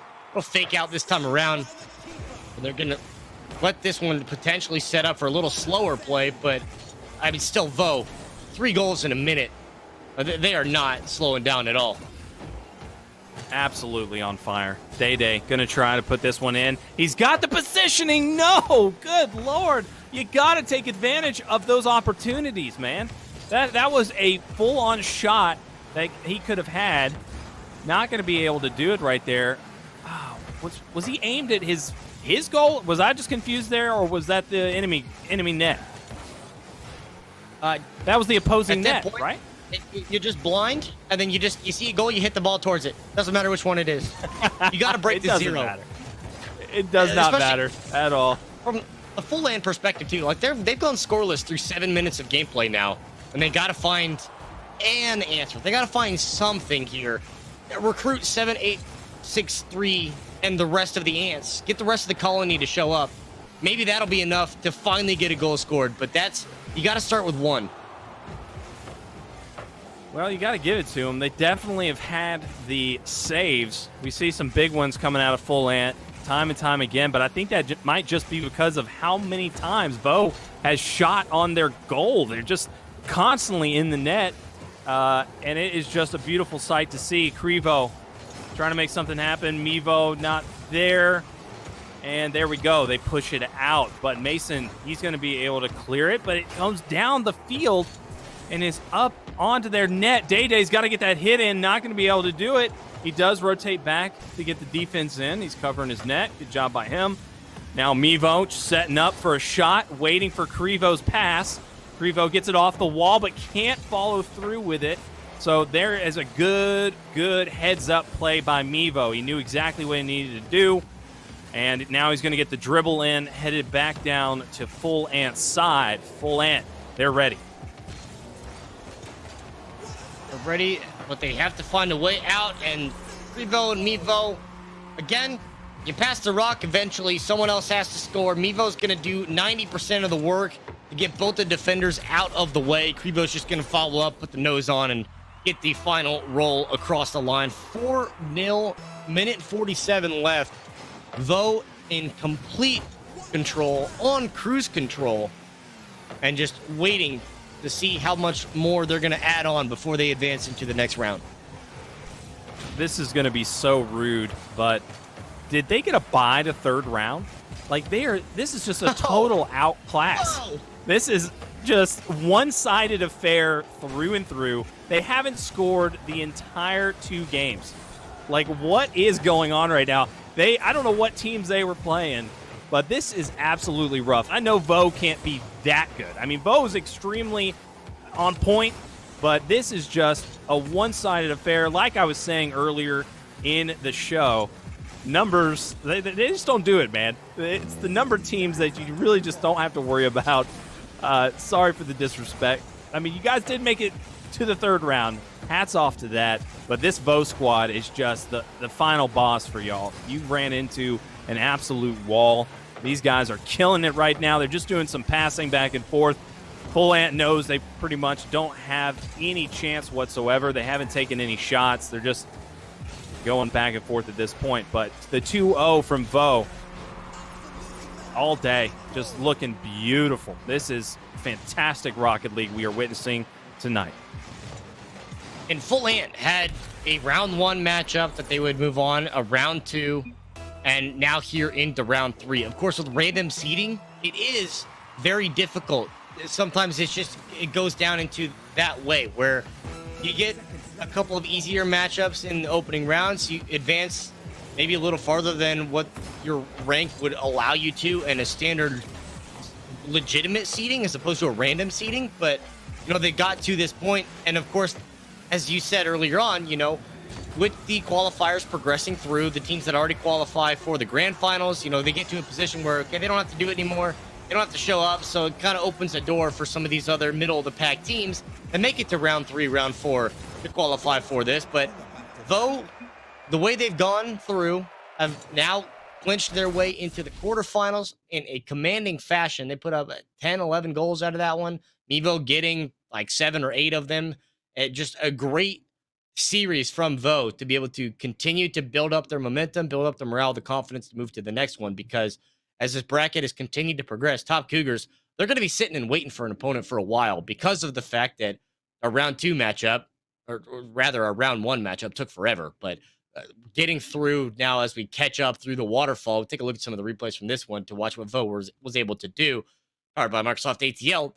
But with the tournament now playing catch-up mode, Top Cougars, they're just sitting back and waiting. Yeah, and they might get iced out. You don't know, but that probably isn't going to be the case for a team like that. They're too darn disciplined. They know to keep their thumbs warm. Make sure to get up off of your station, walk outside. Just, keep yourself going. That's what it's all about in a tournament. The warm-up is very essential. But this game right here, Mevo and Krivo were just all over them. They did not stop. And something that you really got to think about for a team like Full Ant, who come into this one and they're kind of half-cocked, is that they can learn a lot. They are going to be able to watch this back, go through the VOD, and see what they can improve on for next time. They can come into the qualifier number 2 for the Atlantic Open and do a lot better, because not only are the qualified teams going to be out, they're not going to face off against Top Cougar or Vo or these top placing teams. They're going to have a much better chance of doing better. So that's one of the positives that they can pretty much take away from the night. In a perfect world, you don't have to face off against those teams, but Top Cougars, are going to keep showing up. They're going to keep being a factor you have to deal with, and a straw that you're going to have to draw, because That's right. That's right. So they there's keep getting the money. nothing. Yeah, there's nothing stopping them from registering every single time, and that's why they keep showing up every single time. Okay. But But the with Vo qualifiers advancing, will knock down. They can still qualify. So true. there's that. Exactly. So like then it starts to water down into the semifinals, quarterfinals, the teams that do qualify. But There you with go. Vo advancing, this is now a matchup where Vo's going into that I'm interested in, because we saw earlier in our top 10, Jalading, one of the names that was popping up a handful of times, now going to be facing off against that Vo team. And that is a very interesting matchup in the top 8 of today. But we still have one more match to go before we get our quarterfinal set, and that is of the duo between Emo Aim facing off against Heavy Goat. So one final round 3 matchup before our quarterfinals are set. We already have a semifinal match that's ready. I mean, Top Cougars is just waiting on their opponent, but getting down into the nitty gritty here, you're looking to see what these teams can do, because you can't afford to make as many mistakes. You can't have any real dumb plays. Like, you can't be caught chasing, can't play reactive. But for our next matchup here, we got Villa against, read it the other way around, it's Chicken Strip Beluga Whale. I would have You never thought you guessed had me. that. You didn't. I went to school. I would have never even. I was actually trying to say that. I was about to go for it. I'm so glad that you are smarter than me, because I was about to go. But wait, is the other one backwards as well, or is that B Bird's neck sitch? Yeah. No, I couldn't. I would never want to read that. so? The first one, is actually the right way. It's Villa Gricola, Gricole. Sounds good. Okay, That's my favorite part about online. taking on Chicken Strips Beluga Whale. Which I don't think their namesake in game has anything to do with that. But between these two teams, again, watching the matchup as we get into this quarterfinals, the talent really starts getting elevated as we can kick off into this matchup here for the quarterfinals. Still in the best of 3. Top 3 teams out of today do qualify to the grand finals in 3 weeks time. And these teams looking to be the first ones to punch their tickets and start off with a double tap off the top. Wavy. Smile and wave. All right. That's a quick one. Yeah, that is just beautiful. Beautiful execution right off of the rip. Really starting off with a bang. Exactly what you want to do at this level of the tournament when you're going to be facing off against teams pretty much 100% guaranteed to be at your level. And there we go. Immediately getting the score on the board. Shebex trying to make something happen. We've got his teammate Wavy putting it up for him. Oh my God, he just leads it in. Wavy has put the 2 in right off the bat, needing no assistance whatsoever. And the defenders totally got juked. That is the difference maker, so it would seem, in this one. And already starting out 20 seconds in, being able to have 2 goals to your name and, doing it in style like that. I mean, this is a phenomenal start here for the Chicken Strip Beluga Whale. And I'd really like to pick their brain as to why they chose that name. But it's a great start nonetheless. My brain just can't quite fathom as to why. Not only that name, but why do they type it backwards? To play the mind game, to mess with us. Just it's like working. Jack Black and Rack Back. Or like Rack Pack. They're just messing with us at this point, man. I don't know. But the chicken strips making me hungry. Beluga Whale, that's what I am. I'm just a fat guy wanting some chicken. So, maybe that's what they are. I don't know. Who knows? But incredible job so far out of that team. They are just really coming out strong. Relaxing Banana almost looked like he was relaxing too much. After such a fast start as well, really started to slow down a little bit, but they're keeping the control around the midfield. They're trying to make sure they're not giving anything up, and holding on to an insurance lead is something that you can work with, can build off of. Wavy's going to do it again, though. All right, Wavy, again. Just do it again. One more. Again. Another one. Wavy all day. He is just taking over this game from the word go and has not let up whatsoever. Getting some incredible angles, not even worried about the defense. The defense has been a non-factor. I mean, they've been doing a good job at making it difficult for them, not just totally going up 6 or 7, sure, but right now it is a one-sided affair. Relaxing, going to put one up, tries to get aggressive, but he needs to rotate back. Shebex puts it up for Wavy. Wavy trying to get a hit on it, not going to be able to happen. It does get out of the corner. Now it goes back to the wall. Relaxing, trying to get out of there. Oh no, what the heck? A little bit of a fumble there from Chicken Strips. They had an opportunity to put it up 4 points, but maybe they're just getting a little too cocky right now and saying, oh no, we've got enough. But here we go. Wavy once again. He comes back for more.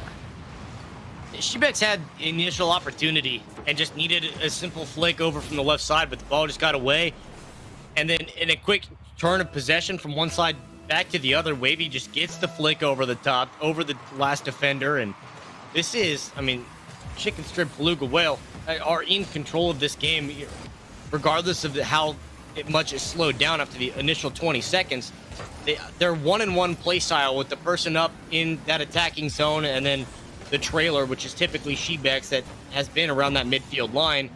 But they're rotating in and out of these roles relatively well and efficiently, and Shebex almost gets the pinch off the ground to get that shot on, but it's saved by Banana to make sure they don't put up the 5th point. Ball goes up, Relaxing. Not going to have any help there. His teammate didn't go for it. He could have easily tried to get a shot off and then got the rotation in time. But playing a little too safe right now, that's something that'll always bite you in tournaments. You never want to play too safe. Right now, the shots aren't going down for Villa. They need to make something happen. Here we go. Another shot by Relaxing Banana. Lines it up perfectly. Ooh. And then there we go. He's able to get it once it's put off the wall from Chicken Strips. And there's 1 minute, 30 seconds. I'd say there's a possibility. We've seen it before, but it's going to be tough. Certainly is a tough comeback. A great aerial dribble there by Banana as well. Gets the flip reset to play it off the wall, and then just a little bit of confusion in the corner to be able to get the backflip on and put that one across the line finally. Little assist from Wavy there, but either way, still having something to break the ice. I mean, you looked at something to build off of, to be able to have at least an inkling of something to work with. And getting a goal is a little bit of weight off your back. It's not much. You're still down 3 with 60 seconds to go, but you know that you can now score against this team, and it's not all bad going into the final minute of this game and into game number 2. Good passes coming in. We're seeing a lot more aggression from the Villa side, but it's probably too late at this point. Relaxing, throwing it in there, almost able to put it all the way through the net, but a counter shot, and Wavy is all over the board. He is all 5 scores.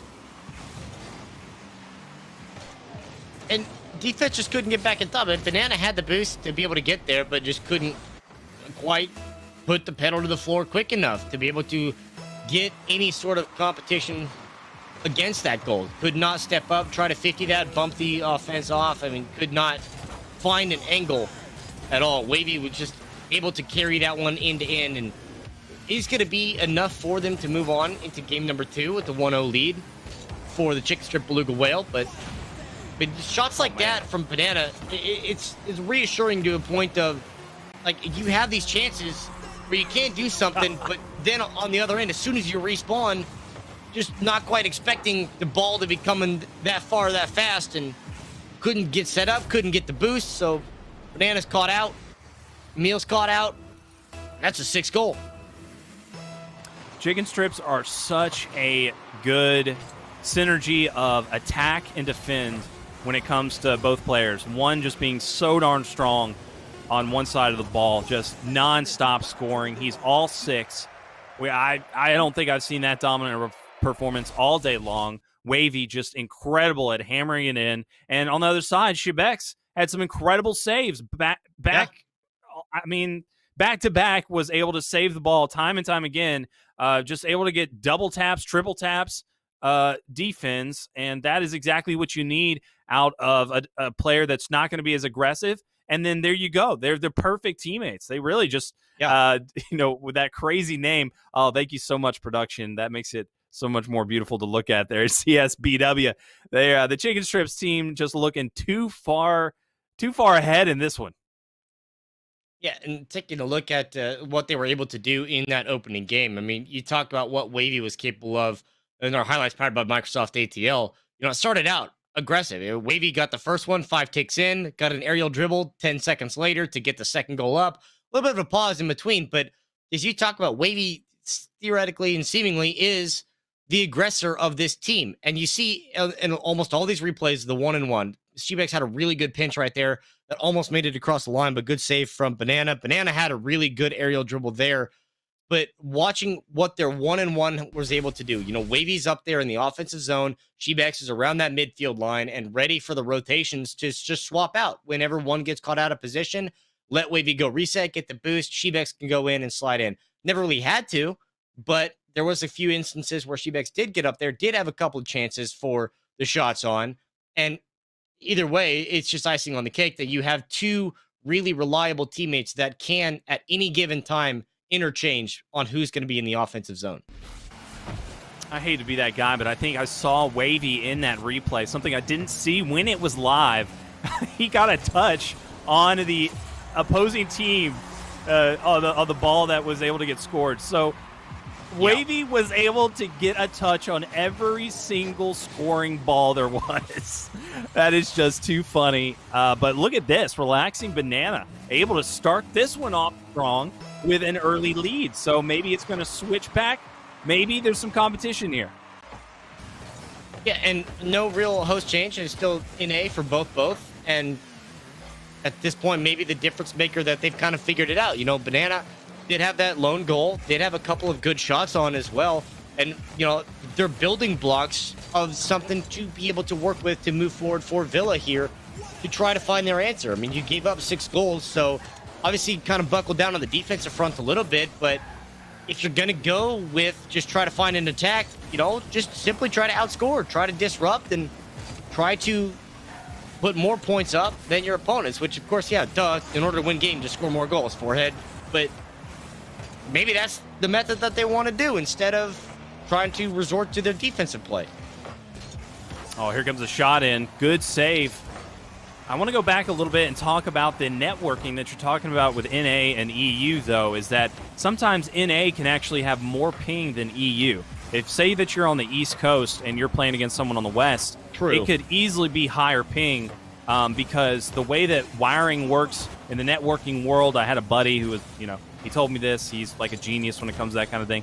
He said that you're just going to get a lot more ping because it has a lot more wiring to travel through compared to when it's going through the ocean to Europe. So even though it's NA, you don't know exactly where these guys are from. It can still play a factor. It's true. I mean, and that's always a thing that you can factor into any game, regardless of where you are. It's like the ping difference. I mean, you look at professional esports across and, where they have the curriculum and basically the foundation set for 6 ping games must be nice. Especially fighters, do that. Though. Oof. Right. Fighters are the worst.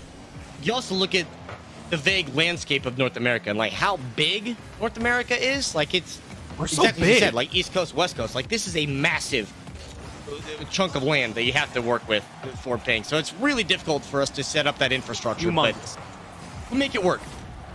Oh, there we go. Okay, Emil. There we go. Up 2-0. Villa. Okay. Villa making a comeback comeback. It's happening. They figured it out. Go. They got their number. That's it. And now they just got to finish it. That's it.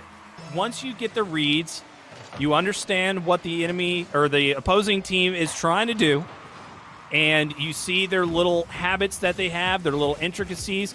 you start to adjust accordingly and adapt, and that's when you start to get a little bit more comfortable and you get into the zone. And we're seeing some great hits right now from Villa, doing a really good job at playing a balanced game of Rocket League, and they're getting it. Here we go. Going to get the clear in. There's no follow-up hit, no counter hit from the other side. Chicken Strips not able to get anything going in this game yet. 2 minutes to go and still nothing. We got a demo from Banana. He puts it up and sets it up. Not going to be any follow-through, though. That was a perfect opportunity for Villa to be up 3-0 in this one, and that would have been almost impossible for them to come back right there if they kept this aggression up. Villa have got to seal the deal. That's what it's all about, trying to get that finish in. They got to keep it going. Great shot right there, forcing them to get these saves in. Shebek's doing a good job at recalibrating, making sure to get back in here, gets his rotation in, and he's ready for the shot, but it's not going to come in. Relaxing, trying to get set up for it, but he just wasn't quick enough. And this is just watching the play style between Chicken Strips and, what happened between game 1 now into game 2. Like, for a solid 30 seconds there, they're just comfortable sitting in the defensive box and just watching Banana in the air dribble the ball. And granted, it didn't amount to anything at the point, but a really weird opening 4 minutes where they're just not playing their style at all. Wavy finally gets the goose egg broken to get one back, and nice little double tap off the wall to sneak it in under the crossbar. But Chicken Strips certainly changed their play style, and not for better going into this game. Now they only have 54 seconds to try to tie this one up.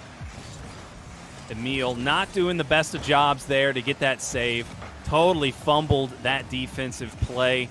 Not going to be able to keep them down and out of this one. They're starting to kind of let off right now, and with only this much time remaining, Wavy, he's getting in there. He's starting to make some plays, and there's the shot, and the save comes in. Villa doing a fantastic job now getting it back down to the Chicken Strip side. Not going to be able to set up a shot, though. Shebex is able to clear it. Oh, my God, that was very unfortunate. Wavy was sitting on the ground. If that ball had been any higher, that was going in. That's the dunk. Oh, what a save!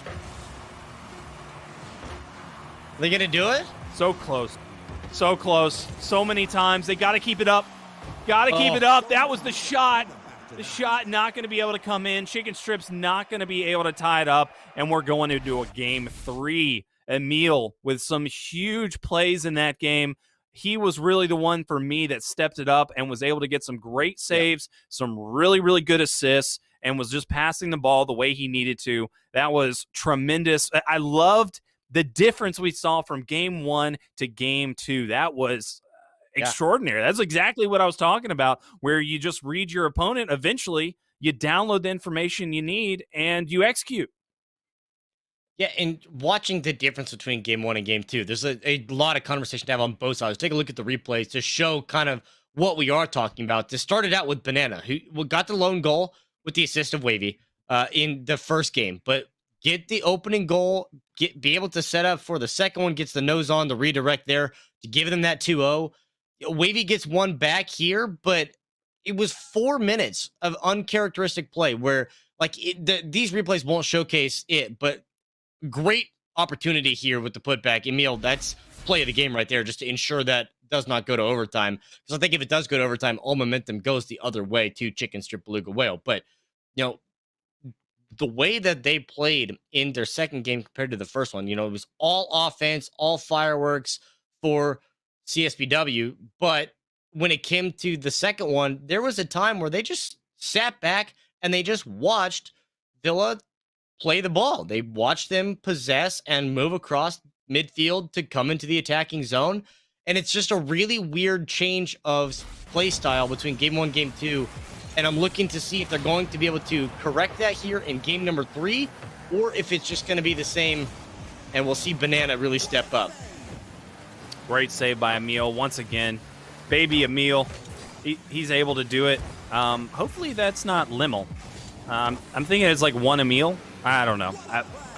Sometimes I feel bad for saying these guys' names wrong, but Emil is really doing a much better job than game 1, getting some incredible hits in, just like so. Massive plays being made out of him in this game 3. We're getting down to the wire here in this tournament, and that's the kind of things that you got to see. Relaxing had a beautiful shot lined up, but Shebex, with his excellent defense that he's been showcasing all match long, is able to fire it back.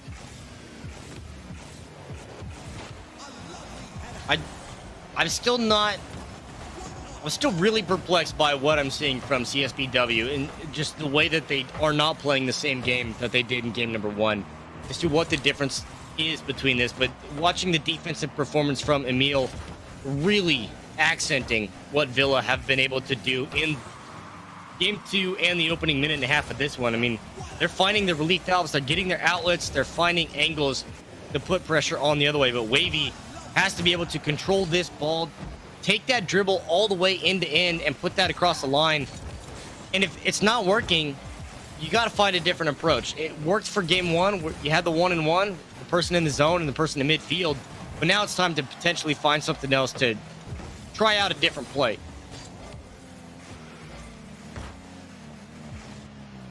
Putting it in the corner here. We're going to get a little bit of a fight for it. Shebex just waiting to see what he needs to do to help his teammate here. We've got the shots being made. Wavy trying to line something up here. He finds his opening. He shoots. Oh, Emil. Great save once again. Another one out of Emil. Emil really doing the most here. Shebex try with the setup there, and that's like the inkling of trying different plays, try to play it off the wall and then play the rebound, but then you see Wavy not able to get an efficient touch to put the shot on. They try to bump the defender out of the way. They're going for the demo here, and if Emil's saving everything, the best answer is to just get Emil out of the picture, and Shebex paved the way. There's no chance at all they're going to miss this. Finally, we get the first goal of this game, and that's probably how they're going to have to do it.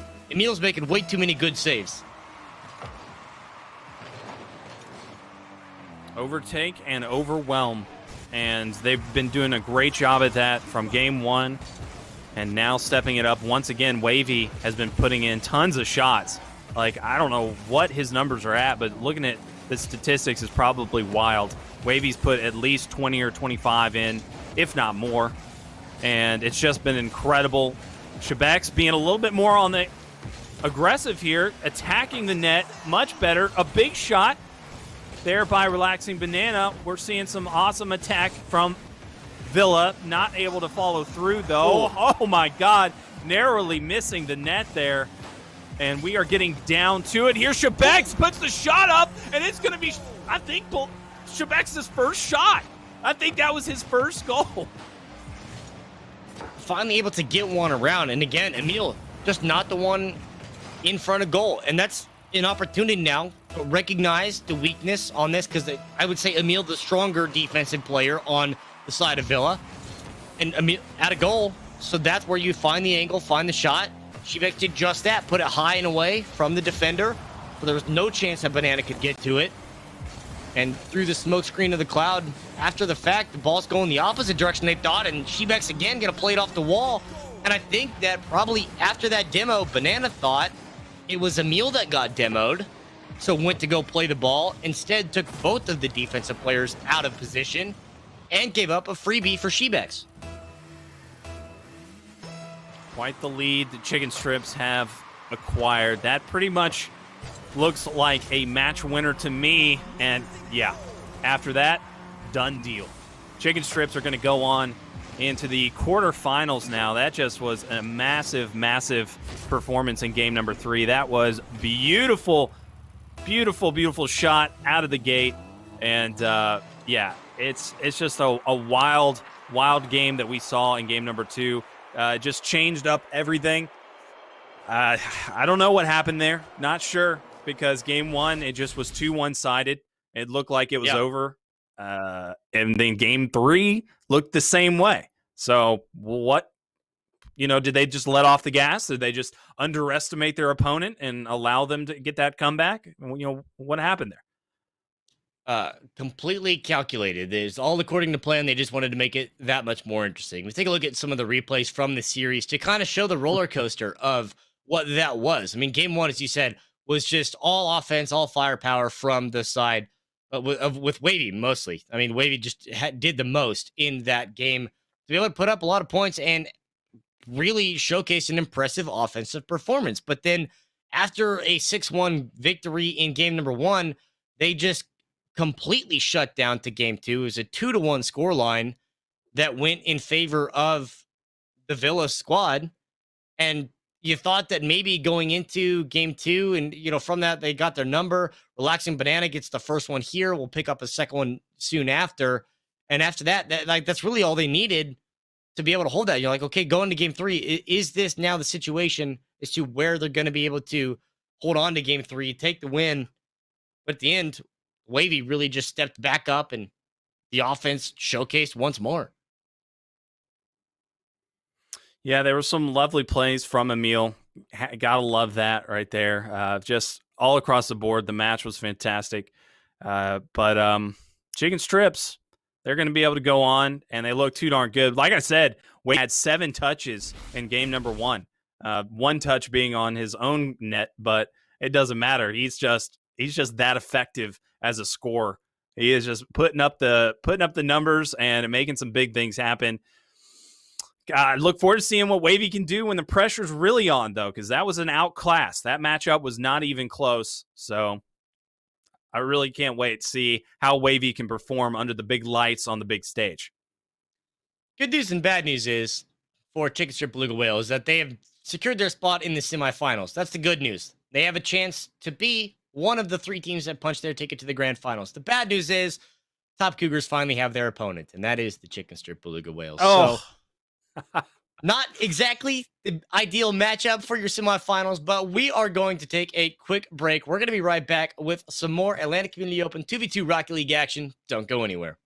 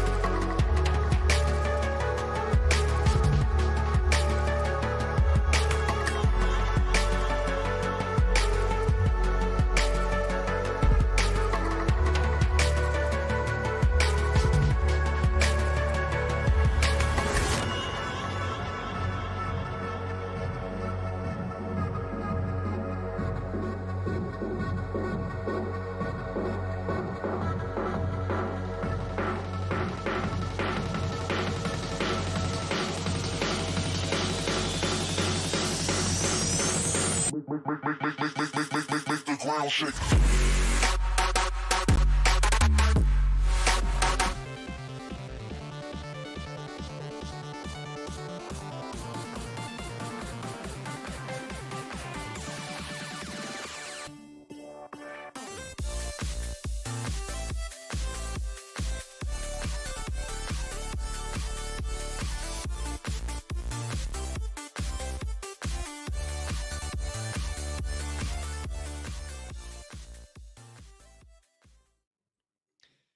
Hello, everyone, and welcome back here to the Atlanta Community Open featuring 2v2 Rocket League. Trevor Caribou McNeil alongside Alex Nighty Irwin, and we are gearing up for another pretty good matchup. And apparently, they're going to spoon feed us with some excellent expectations between what we just saw between Chicken Strip Beluga Whale. And if you didn't take your break time to go order some chicken strips, you kind of messed up because you don't have time now because this matchup against our defending champions from like 3 months running, Top Cougars, this is not a matchup you want to miss.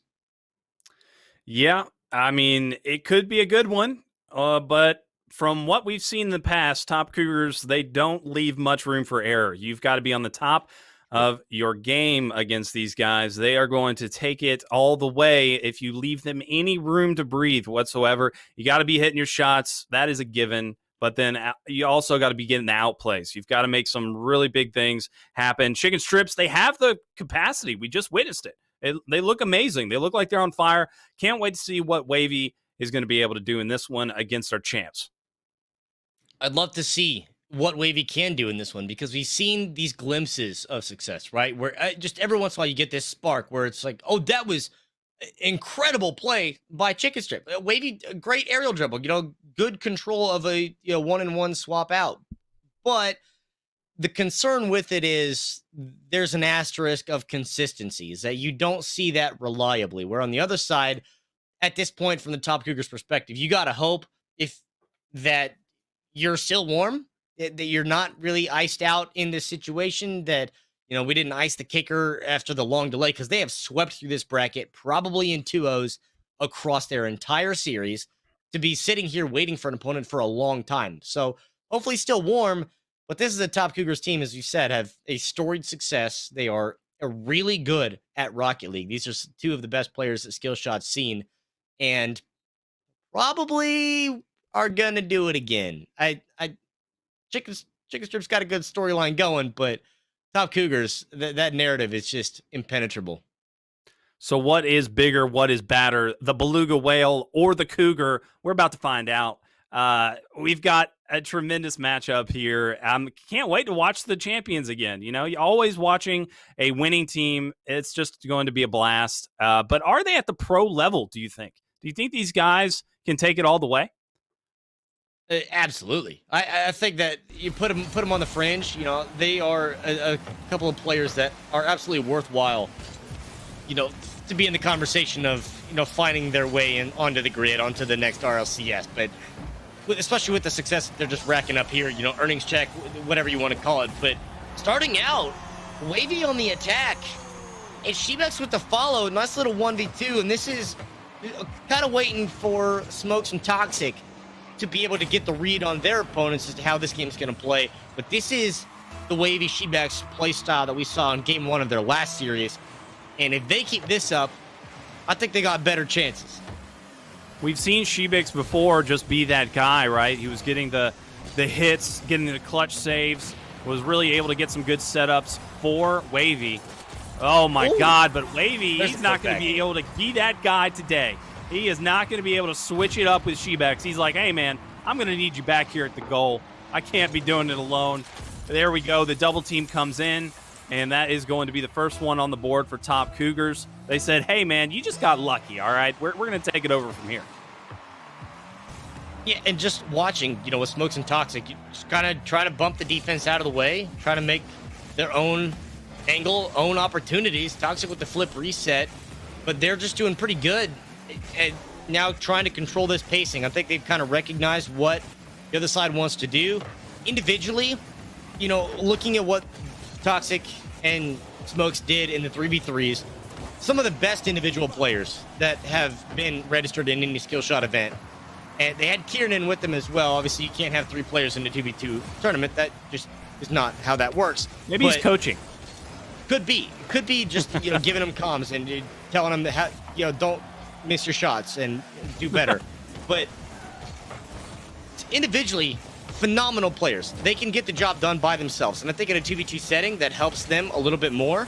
But watching in a 3v3, you have the teammates to rely on. A nice little bump there out of the goal just to get the defense out of the way. Same. Give the medicine right back. That's the go-ahead for CSBW. But Top Cougars, they got to get informed together. They're good individual players, but they got to work together to be able to take this outright. Where would you rank their third? Do you think he's one of the best? Absolutely. Okay, so he in terms 100% of is like their skill best. shot. Yeah. I don't know if he's the best on the team. I think that is a very difficult conversation. If you ask me who's the best out of their trio, I don't even know if I had an answer for that, honestly, because they're so good by themselves. But like, it's hard to gauge that in a 2v2 or 3v3 game. But like, they can handle the aerial dribbles and their solo plays, but they just look so much better and they work so much better when they just play it off to each other. Oh, nice little dribble here off the wall. Going to set it up for his teammate. Teammate not going to be there. Unfortunate. Shebex really put it up there in a perfect position. Chicken Strips keeping it on the Top Cougars right now. They are feeling all of the pressure, and they're doing exactly what they need to. They're no stranger to it. They know exactly how to handle this, playing exceptional defense with it tied up here, and now they're going to fire back. There's the counter shot. It gets set up, but there is no follow-through. Toxic does bounce it back, though, with a counter strike of his own, and there's nothing going to happen. It goes back to the 50, and it's going to be fought for once again. Toxic looking for a pass. He's going to try to throw it to his teammate here. Gets the bounce in, but there goes the defense from Wavy. Wavy with a perfect aerial, lines it up, gets it out. Once again, does the exact same thing, able to do it back-to-back. Gotta love to see that defense from him. Both teams just staying on top of each other. Yeah, and I'm watching what Smokes and Toxic are doing. Like, it just almost looks like they're trying a little too hard just to try to be, nose on the ball. Just try to have a touch or something where it's not really amounting to much. They're utilizing a lot of the boost just to have the presence on, and they don't really get a chance to take it the other way. Smokes with the putback. Watch the follow. Not going to get it from Toxic, but they've got these small setups, but by the time they get across midfield, I mean, look at that. He's got 42 boost. There's not a whole lot more to give. You have to take the time now to rotate, get the midfield boost, and just sit here and play the waiting game and reset. They're not setting themselves up very well at all. Top tier Rocket League being played by Chicken Strips Beluga Whale right now. They are making it happen, trying to take down the Giant. We've got the David Goliath story at hand right now. We want to see this upset happen. Chicken Strips with a crazy name. Love to see them come out on top against this just amazing champion. The save once more. Wavy's going to do it. And now we know Wavy can do it all. Wavy had all of the offensive firepower the first time around. Nice demo with the unfortunate overcommit from Shebex, completely out of the equation. Respawn doesn't come fast enough. Toxic just has to be able to put one on and keep it on target. Shebex gets a nose on, then maybe that ball's deflected off to the side and there's no goal scored. Instead, Top Cougars will take the lead in the late stages of this game. And a well-fought battle on both sides, but now you just got to see what Shebex and Wavy can do on the offensive front. And that's how you got to do it, right? You got to make sure that you are taking out that big defender, because as soon as he went down, Smokes was able to take control. Toxic made the play, and it's like, that was it. You demoed the guy that was just making some massive defensive plays over and over again, and he just was not able to spawn in time and do the deed. We've got 18 seconds left on the clock. Big defensive play on that Shebex. He's going to try to get it back down at the other side of the field. Here comes the shot, and it's going to be put up and down. Almost goes in, but the save was made by Top Cougars. Zeros on the board. Balls on the ground. Top Cougars are able to hold on, claw back, and get the first game out of this one. So they are able to set up, get that 3-2 lead, take the 1-0 series. Of course, still in a best of 3. So now on series point to move forward. That's to give credit to Chicken Strips.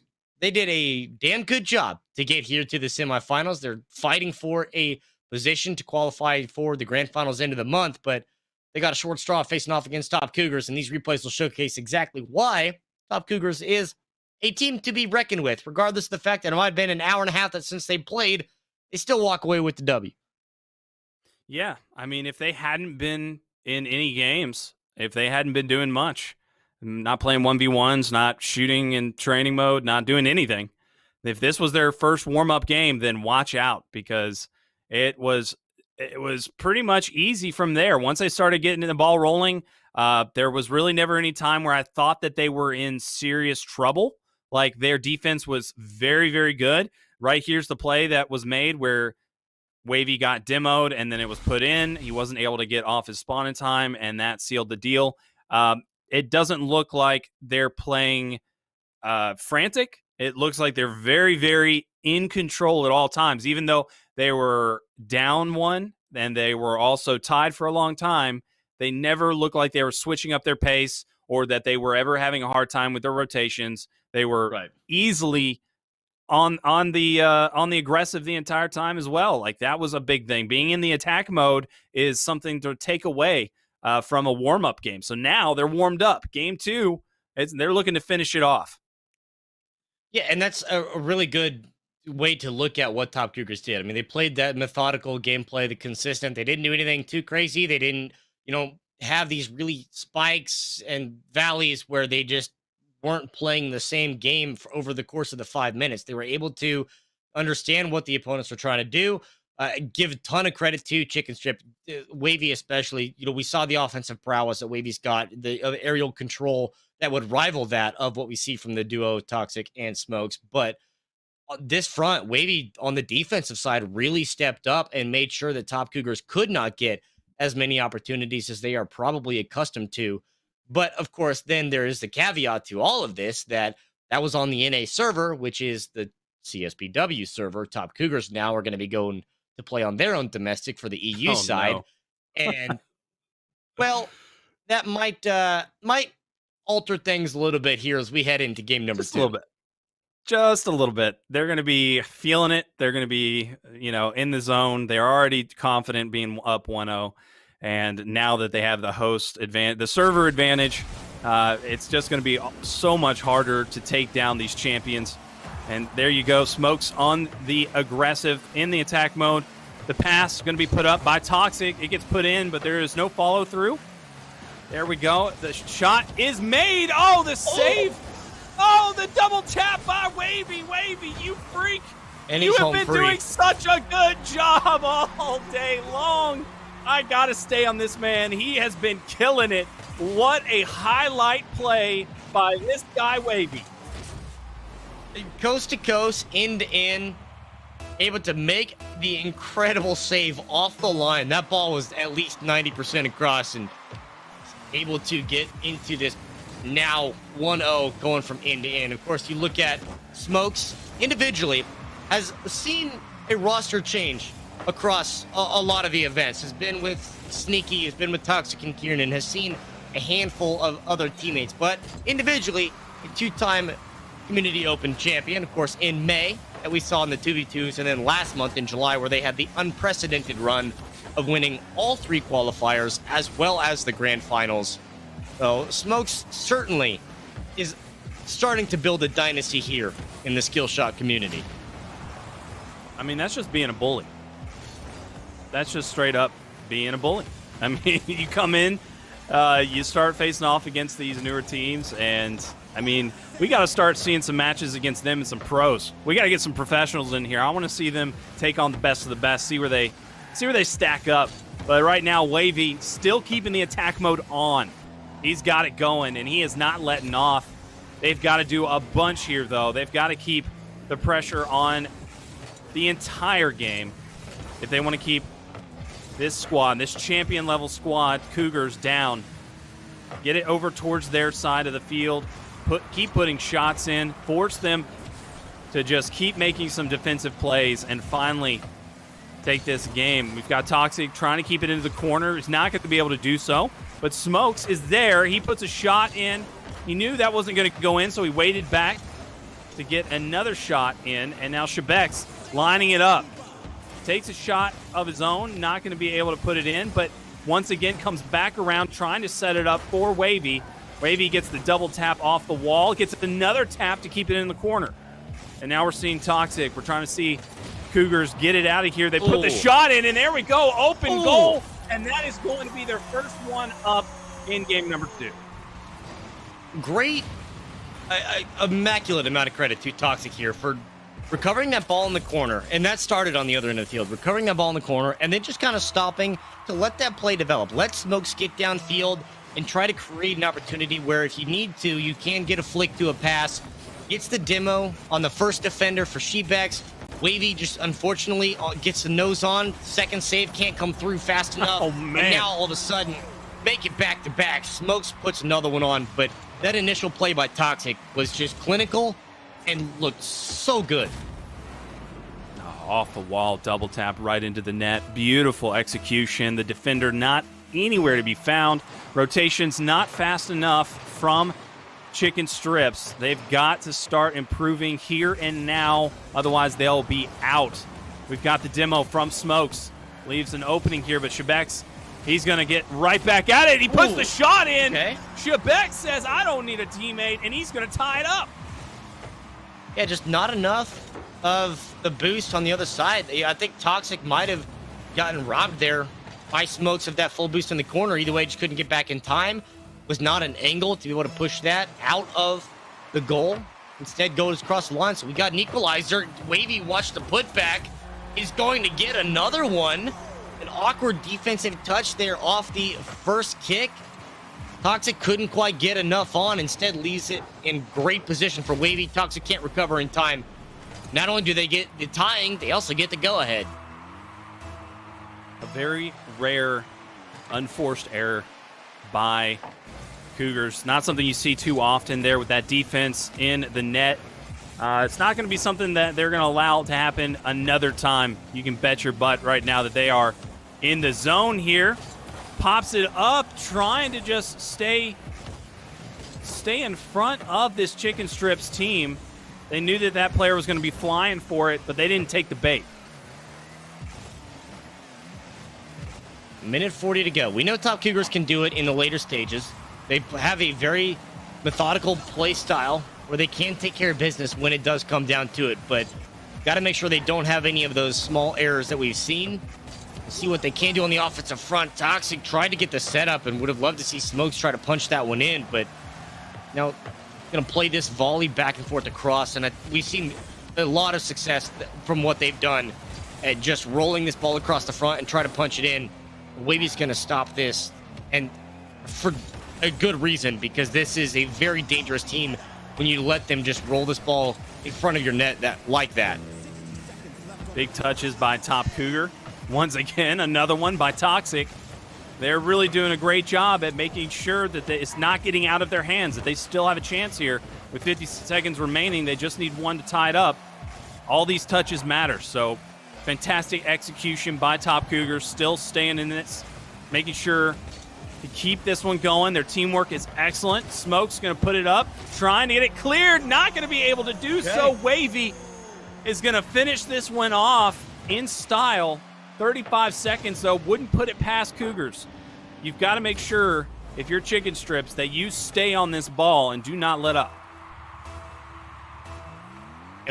Top Cougars absolutely capable of doing just that. They can get a quick one and then find a very quick second to come through. Instead, Shebex robs that back boost. Wavy gets the open net, and all of a sudden, in a interesting turn of events, Top Cougars win on the NA server and CSBW win on the EU server.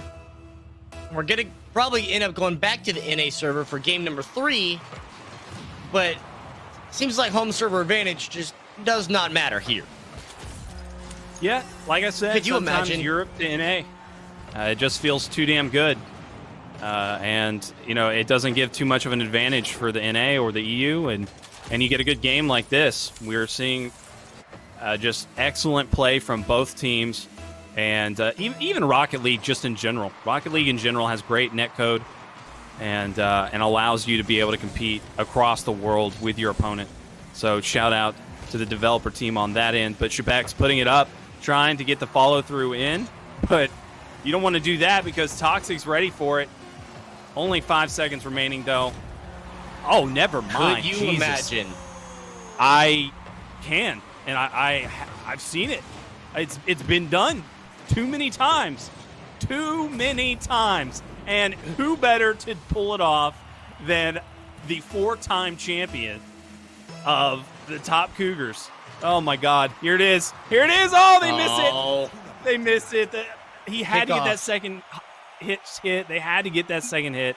They did not get the touch. And there we go. GG's going to tie it up, and we're going into a game 3, Trevor. That they had to get a pinch off the kickoff to get it off the wall, get it in the air. I give an immaculate amount of credit there right at the end of that, where Shebex was playing the midfield line and just running horizontally, just to keep the ball from going across the midfield line, wasting that much time. So when they finally do get across, they do get that 4th goal. There's only 2 seconds left on the clock. So Shebex did a great job there. Take a look at some of the replays to highlight what else Chicken Stripes Beluga Whale did. Of course, our highlights powered by Microsoft ATL. This initial save by Wavy really set the tone. The ball was there, should have been in for the Top Cougars. Instead, Wavy gets the save, takes it coast to coast. They kept it close, but in the end, it was just too much for the Top Cougars to handle. Yeah, it's surprising, honestly. I mean, they've been tested in the past, and they were able to overcome no problem. But right now, Wavy has been having an all-star performance all day. Like, what we just saw out of him, that's a highlight for the day, for sure, 100%. But I think it's also going to be a highlight for the month at the end during the finals. We're going to see that play come around again because it was just too darn beautiful. He was able to get the double tap, save on his goal, and then able to run it back down to the opposing team's side and get the goal for himself. I mean, just an absolute MVP like type performance from this guy right now. He is absolutely on fire, and he's looking to dethrone the champions. Wavy, man, this is your shot. This is your time to shine. And they're absolutely taking advantage of the spotlight that they put in here. Like, Top Cougars is in a position now where, you know, they're probably not too used to it. 2v2 is a little bit different than what the control they had in 3v3s. But, you know, there's different aspects that they have to take into account, and they haven't quite done just that. Wavy really stepping up here, both ends of the ball. Shebex doing a great job as well. You know, Shebex would have had that save on that 4th goal in the closing seconds, but instead got bumped out. And Toxic and Smokes just got to find a little bit of an adjustment to their offensive game plan as we get into this 3rd and final game here of this semifinals matchup between these two teams. Winners to go to the grand finals punch their ticket to the finals at the end of the month.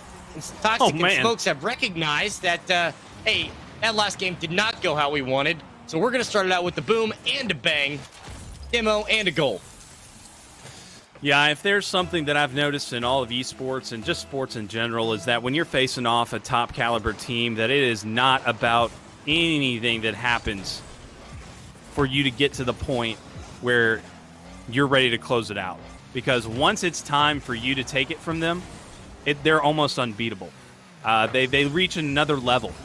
And it's really scary, honestly. And that might be what Top Cougar is about. Smokes and Toxic about to just bring the fire right now. And in this one, no problemo. So far, so good. We've got the attack mode, and we've got the out dribble. Oh, and we've got Smokes putting it in. Wavy, though, he's there. And not quite enough momentum. Good setup by Smokes. And you know, that's talk about the individual skill that they have to control. I mean, just look at being able to pre-jump that, have the control to flip in the air, to get the nose on, upside down, and put the shot on target. I mean, they are relentless right now. And this is, to put into an analogy, call it an anime analogy. Right now, Chicken Strips was kind of like the villain, where they're like, okay, look at our power, and Top Cougars are, they're Goku. They're just sitting back and watching Chicken Strips power up and like, yeah, I want to fight a really strong opponent. Give me your best. And then they gave him their best, and then Top Cougars like, great, my turn. And a minute in, 3 seconds, 3 goals. Yeah, Goku's he's powered up. Yeah, and that's that's the same old story. The final form is reached, and we are seeing it in full effect. It's no contest. I think in the past minute alone, we've seen about 6 or 7 attempts on Chicken Biscuit's net, whereas we have seen almost none from Chicken Biscuit. But there we go. As soon as I say that, there is a good one, and an incredible save is made. Toxic trying to put it in. So many attempts. Good read. So many being put in here. Shebeck's able to get the save. God, it's just relentless. And this is the Top Cougars gameplay. Just, they are quite literally zooming around the field. They are full throttle, almost always boosting, always trying to be first to the ball, and just not letting Chicken Strips get anything going. They're going to take this end to end. They are increasing the pace, and that's what Top Cougars does best. They make game go fast, and other team can't keep up. Chicken Strips thought that they had it, and now it is being just taken from them. 4-0 with 3 minutes remaining. This is the time they need to step it up right now. And we are seeing some great saves, some great defensive stuff happen, but it's just not fast enough. They're not getting the ball out. They're not getting the clears, and they're not getting aggressive with it. They're not getting into attack mode fast enough. Wavy, this is his shot. He takes a...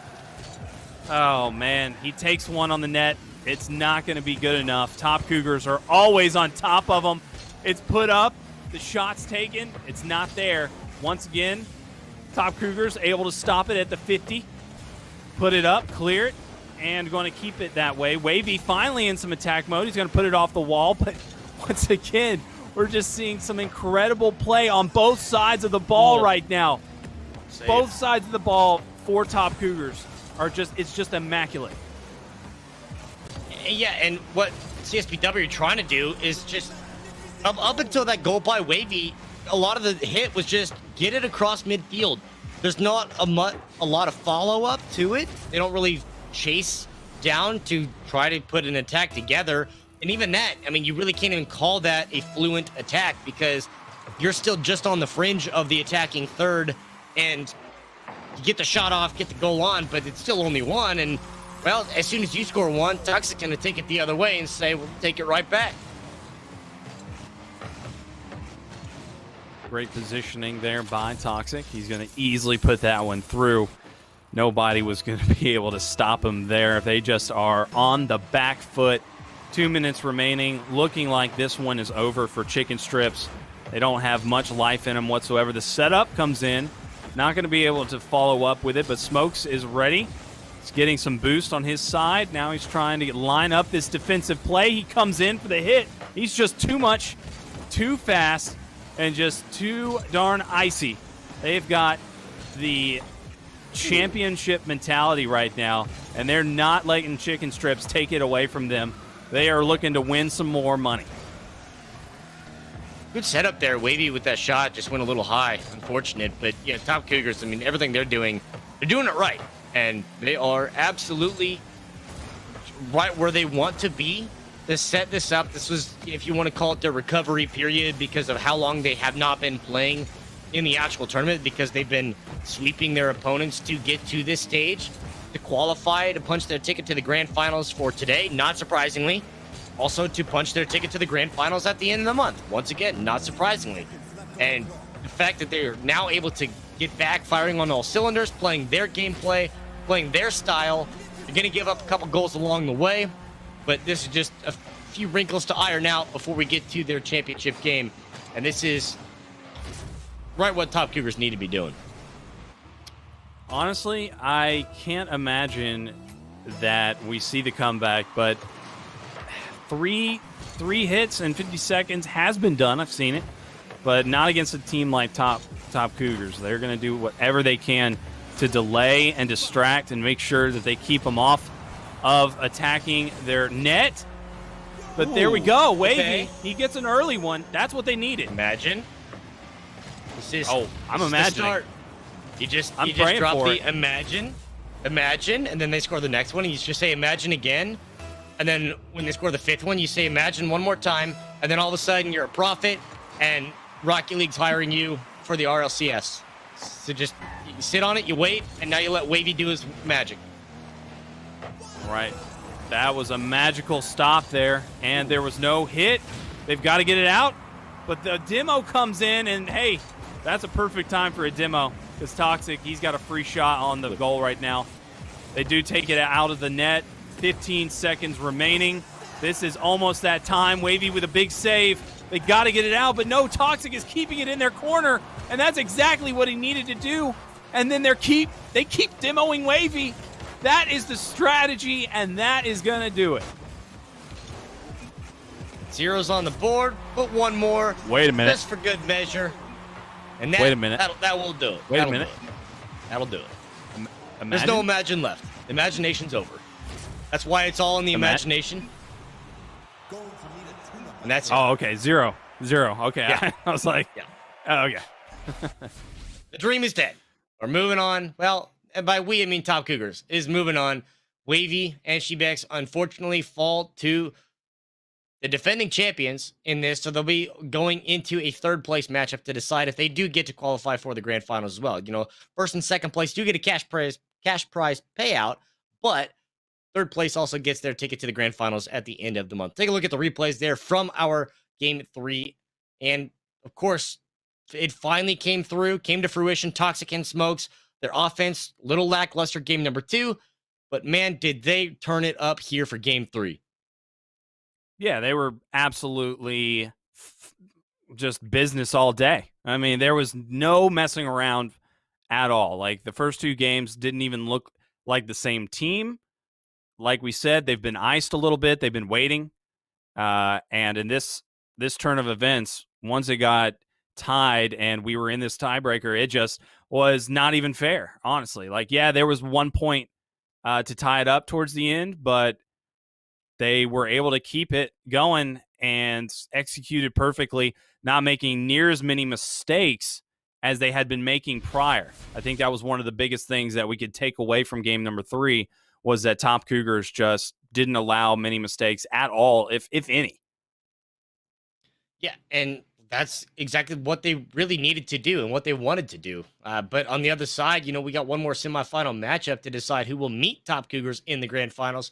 That's Amberguesa against the Night Gardens. And correct me if I'm wrong, but that is a different name than what I looked at. Maybe I'm just dumb, but Amberguesa is the other team that I was looking at because that is a team that features Jala Ding. And if I can read my own handwriting, Luis.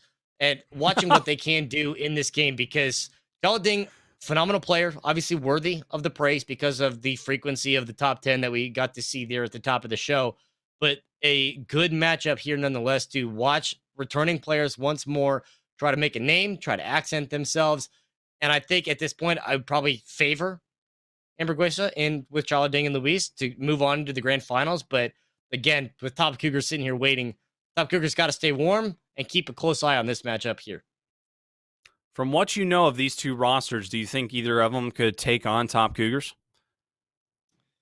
Ooh, in a best of 5, I think that there is a chance that it could happen if Top Cougars, you know, it's the ceiling and the floor conversation. If Jala Ding and Luis are playing at their ceiling and you see Top Cougars kind of playing it more in the middle of the pack towards their floor, then there is absolutely a feasible chance. I think it will be a good series nonetheless. Still probably would favor Top Cougars out of that. But first, Amberguesa has to get through Night Gardens here in the semifinals. What is a night guarding? Is that like the thing you put in your mouth so that you help your teeth not grind? A night guarding? Maybe. Unless it's a garden GS. What's a GS? A garden what does the GS mean? Golden Sanctuary. Sure, I was gonna go Golden Standard, but that works too. I don't know. Same. Amberguesa. Amberguesa? What is that? What does that stand for? I'm sure that it means something in a language I don't speak. Google. To the Google. Where's that Google machine? No, but these are two teams we haven't seen yet today, at least. So I'm looking forward to seeing some new hype here. We did get to follow through with Wave, just to see how good Wavings was doing, and that was just phenomenal work by him. I mean, I got to give credit to him. He was able to keep up the fight in game number 3. He was able to get the final score. So hats off to him. I hope we see him again because that was just unbelievable stuff we saw against the best of the best, our champions, our reigning champions. So want to see him come into the qualifier 2 with his, new, I guess you want to say like new role, I guess is what you would have with the random seed and who you're playing against. Is see if he can get a better bracket up to the top 2, see if he could get into the grand finals. But he was almost there tonight. He really just was killing it. We've got the returning champions staying in the grand finals are waiting for the winner of this one, Amberguesa and Night Guardings. We're going to have this one underway soon, but what are the stats on these teams? Are they well established or are they some of the newer ones? So Amberguesa's been around the block a time or two. Like they have been frequents that are, a relatively normal quarterfinal, semifinal team, bordering on that finals, but there's typically a couple of other teams that aren't here today in the event that have always been the team that's kind of their kryptonite, that are the Europeans. Galletti, you look at Vela and Bunchy as players that would then knock them out and then move on into this. But with them not being here, I think this is a great opportunity for Jalading and Luis to step up and really put their name in the bucket as, a team that they have to really deal with and, be cognizant of to move on. On the other side, you look at Night Garden and what they've done, according to CMG, they are good. They both share a record of 46-1 on the website. So that's pretty good, I think. I'm starting to think that maybe it's Night Garden G's, that they're just gangsters. It might be. They're gangsters of the garden at night. At night. Nice. Nice. So we're about to find out, see how much of a gangster they are here at the nighttime. Are either one of these teams European? Because it's going on, 1, 2 a.m. over there? They both are, coincidentally. So that's going to be interesting. So we have 2 EU teams here. We have an EU team in the finals. So North America, step your game up. That's all I'm saying. Like it's real gamer hours across the pond, and they're showcasing why they're just built differently. And with 3 EU teams here now fighting out for these top 3 slots. Of course, you have the +1 that is waiting now. We'll have a 3rd and 4th place matchup that will take place off stream while we're doing our grand finals. But 2 EU teams facing off means we don't have server swaps, meaning both this match and the grand finals, it's all going to be EU for here on out, and should make things that much easier and that much more comfortable for all these teams. You don't have to worry about this. But as we have seen, Top Cougars very comfortable playing on NA ping, so that doesn't matter. And Amberguesa, Night Garden G's, they don't have to worry about ping either because it's all same. As we get into game number 1 of our final semifinals match, Top Cougars awaiting the victor between these 2, Amberguesa and Night Garden G's. And we are underway one more time. They're going to win the kickoff, but Lewis is there. Lewis P is going to try to get it over the 50. He does, puts it in the corner. And Night Garden's going to try to get it out. Storms puts it up, helps his teammate to get it out. They're both playing the net. Just waiting, see if there's a hit comes in. There we go. Easy defend. But there we go. He's not able to get back in time, and his teammate's not able to get in position fast enough. And the first one's going to be up here, and they are looking good. Good follow through by Karka. Getting the first one 25 seconds in is exactly the start that you're really kind of looking for with Karka here and Luis to follow, but an answer back immediately The initial kick went the opposite direction. Storms just said, thank you very much, I'll take that, and now I'm going this way. Luis had no chance. Yeah, Lewis was like, what? How did this happen? What did you do, teammate? Why am I in this situation? This is a predicament. And now we're tied up. And the shot comes out right off the gate. Lewis gets it out this time. Good shot by him. Karka going to put it up in the air. Great aerial by Kimmy. Kimmy gets it out. And now we're seeing some more shots come in. Lewis, good defense out of him. Trying to dribble it around the defender. He puts it up, and there we go. Kimmy, excellent backtracking and able to use the camera effectively to get that hit. Watching what Esports has been doing on the kickoffs is mildly concerning. And now we'll be able to see just a little more. But a good pitch and catch here up over the top of Karka. Kimmy going to put it on target. But watching what happens on kickoff here for Amberguesa, you see him lined up right there. They typically have the one challenge, but they both commit pretty hard here. Luis just commits a little bit more on the other side than Storms does. And that's what caught them out of position on that first goal they gave up to Storms. And seeing them do that all three kickoffs now, if that ball goes a little awry, they're automatically taking themselves out of a defensive position that there's no chance they could recover and potentially leave the back door wide open.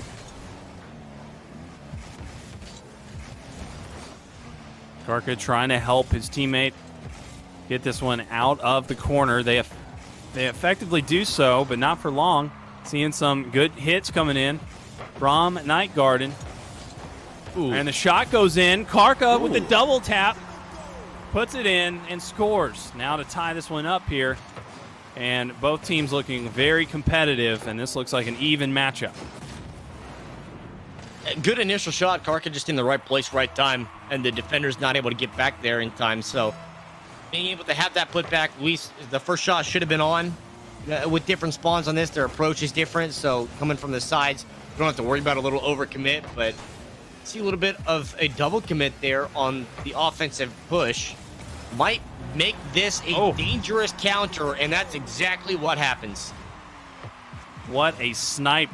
That's the second time that we've seen a big snipe. Good pass, too. Kimmy able to follow that one up, and just great teamwork across the board there. They are just playing in sync. Night Garden looking fantastic. They're going to be able to win the opening kickoff. Lewis, though, he comes up with a great shot, but not going to be able to hit the net. So now they've got a reset here. Storm's going to try to get up on the aggressive. Kimmy trying to set it up. He's got to get back to the goal. He's able to save it. Excellent hits by Kimmy. Able to do some great work flipping and able to get into the corner and try to set it up here for his teammates. Storm's there, not in position for the grab. His teammate's able to get it. Lewis with some excellent shots all game. Karka trying to put it into the corner, trying to get it set up. There we go. They kind of had a fumble there, but it didn't matter. Lewis was able to get that shot. Nobody was there for the save. I'm not sure what just happened right there. They had to be ready for that. Yeah, just they tried to contest there on the initial, but Karka able to play that one off and put enough momentum behind it that defense could not get back in front. And the second defender just nowhere to be found, completely off screen. So a little bit of an error on the part of the Night Garden G's. Instead, Amberguesa will get the equalizer. 2 minutes to spare, and a great back and forth series where both teams are taking advantage of the opposite team's mistakes, but with 6 goals scored in 3 minutes, that's a lot of mistakes that you really got to clean up. Yeah, you don't want any errors at this point. We've got an even game and an even match still. Any one error can do it at this point. Lewis trying to make the shot, not going to be able to hit it. He's pushing up. His teammate's there. Trying to get the follow through. Gets the hit in. Goes off the wall. His teammate puts the shot in, but there is Storms. Storms is able to save it. He's able to take it on down the field and try to get a shot of his own, but not today. Karka lines it up, takes it all the way down, and gets a beautiful shot. Lewis and Karka staying very aggressive. They're in attack mode right now. Lewis going to grab some boost. Not going to be able to get there in time. Had he been there at least a second and a half earlier, he could have gotten a shot off. But Lewis, he takes it out of his side. Oh, no. Oh, my God, that was almost a shot into the net. Lewis takes a nice shot over the head, but that is going to be Storms that's there. Never mind. Sorry, Kimmy is there and gets that save. Good job by Kimmy staying on this ball here. Oh, no. He goes over it, and that leaves room for Lewis. Lewis gets the score, and they are up with only 38 seconds remaining. Yeah, just a real awkward touch by Kimmy, just effectively taken out of the play just because of the ricochet off the ball.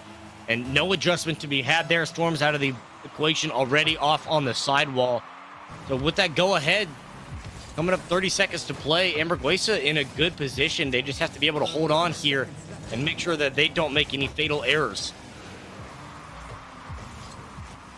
Yep, one's all they need. Imagine. Oh, no.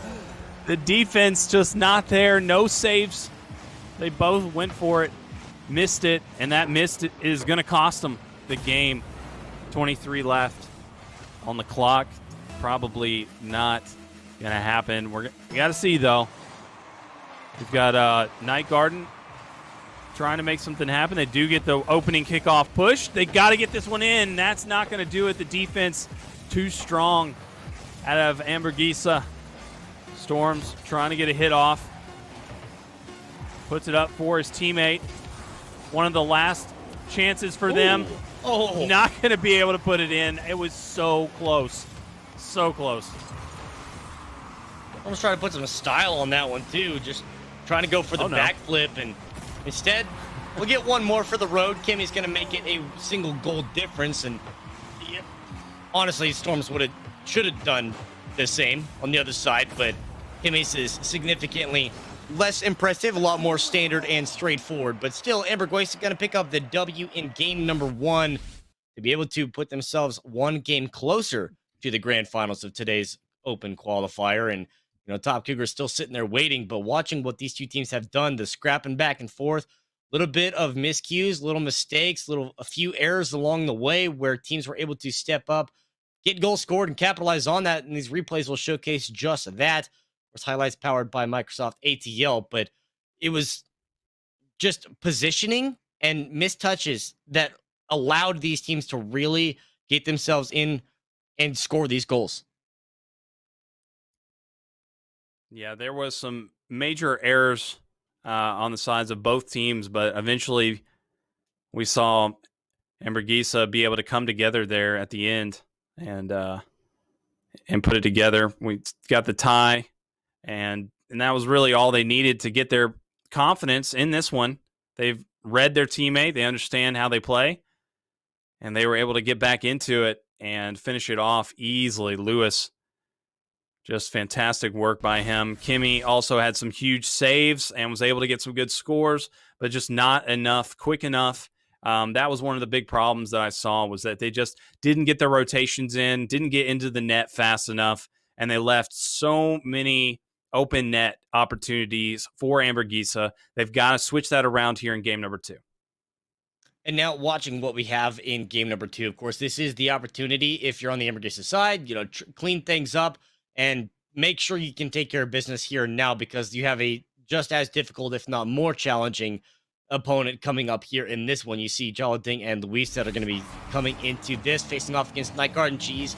And from the good back and forth with Jalading now here, curious to see how this alters the effect, because we saw this trio between Jalading, Karka, and Luis as the trio in the 3v3s, but now interesting that they make a swap here for that.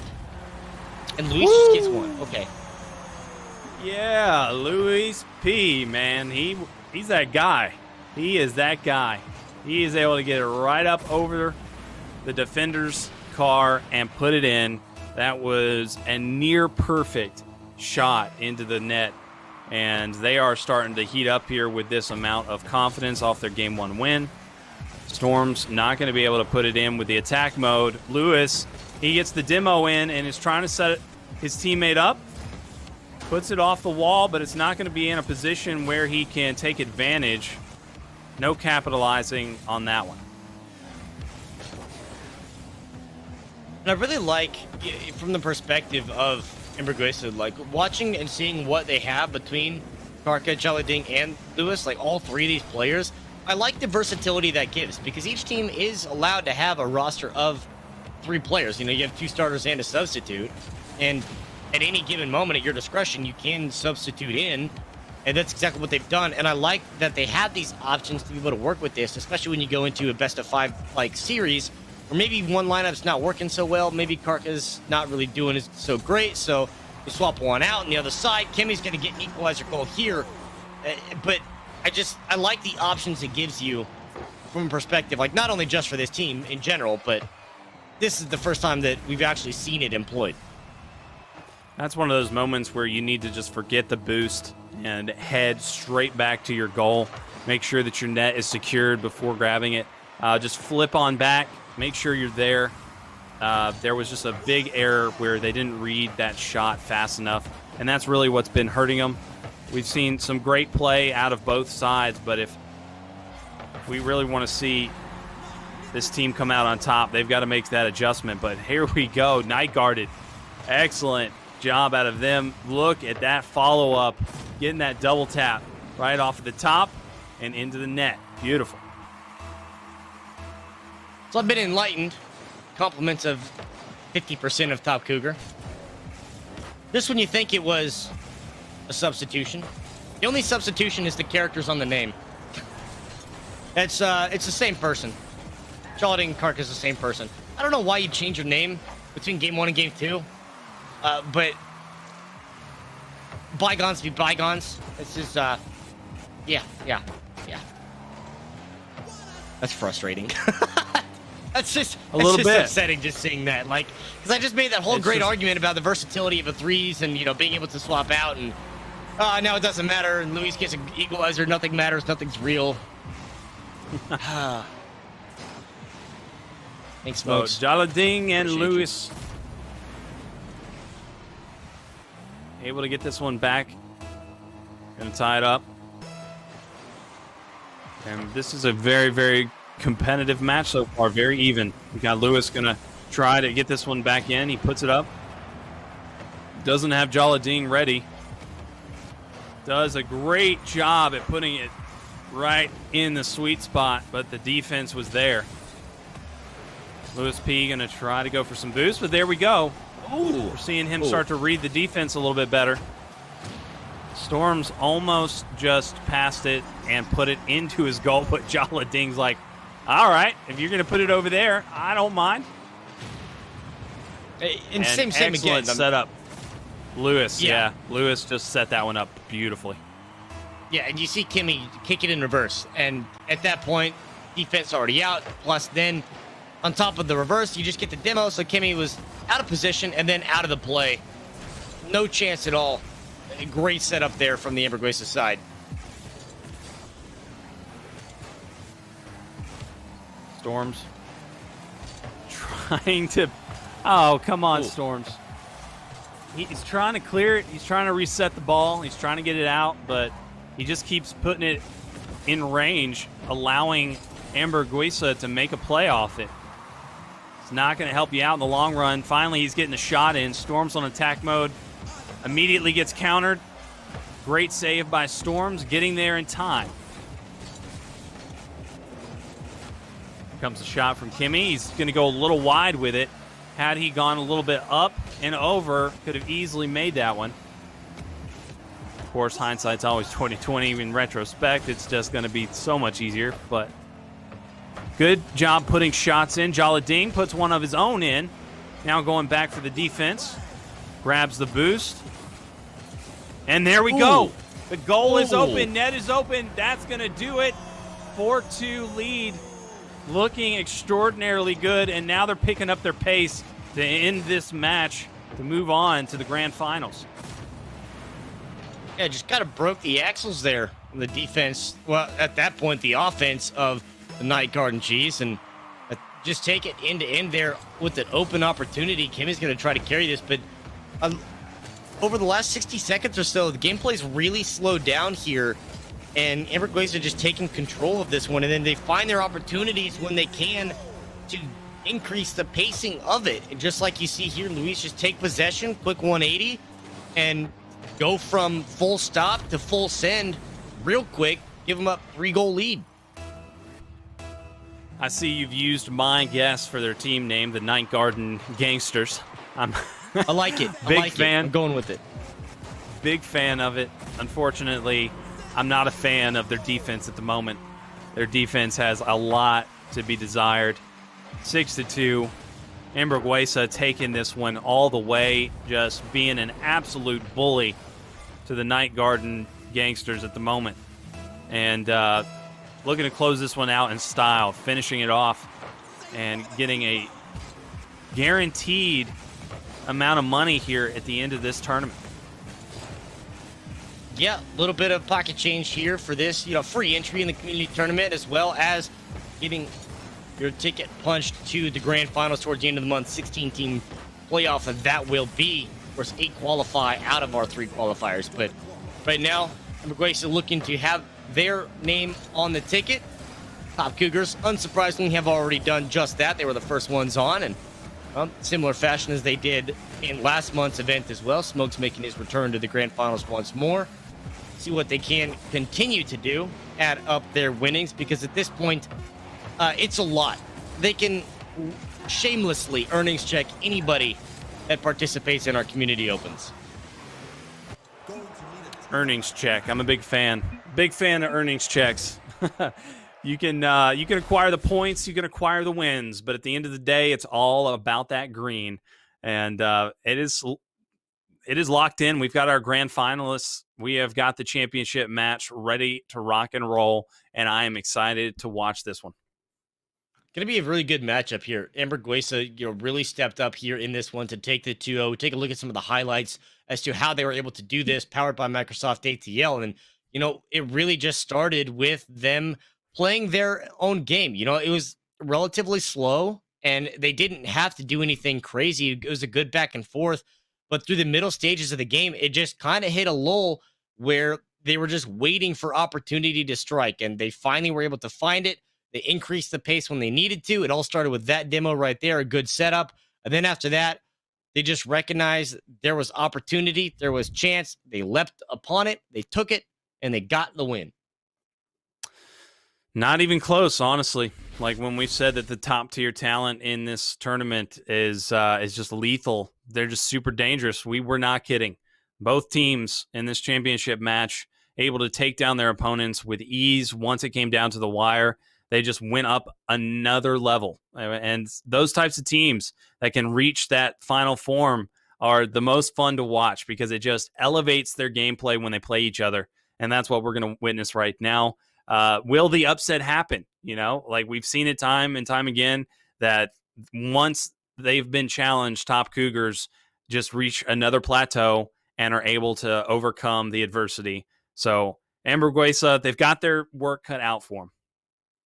It's certainly going to be difficult for Amberguesa, and they have to play, like I said, at their ceiling if they want to have a chance to beat top Cougars here, as we would expect top Cougars to be favored in this matchup. Of course, this is the first and only best of 5 out of today. Of course, in a single elimination, there is no potential for a bracket reset either. So this is it. Do or die here in the grand finals. First place takes home 125. Second gets $50. And, with 2 EU teams facing off against each other, they don't have any server swaps, don't have to worry about, who's got to have a ping advantage, et cetera, et cetera. Like, it's all pretty standard setup between these 2 squads. Both of them have qualified for the grand finals at the end of the month as well.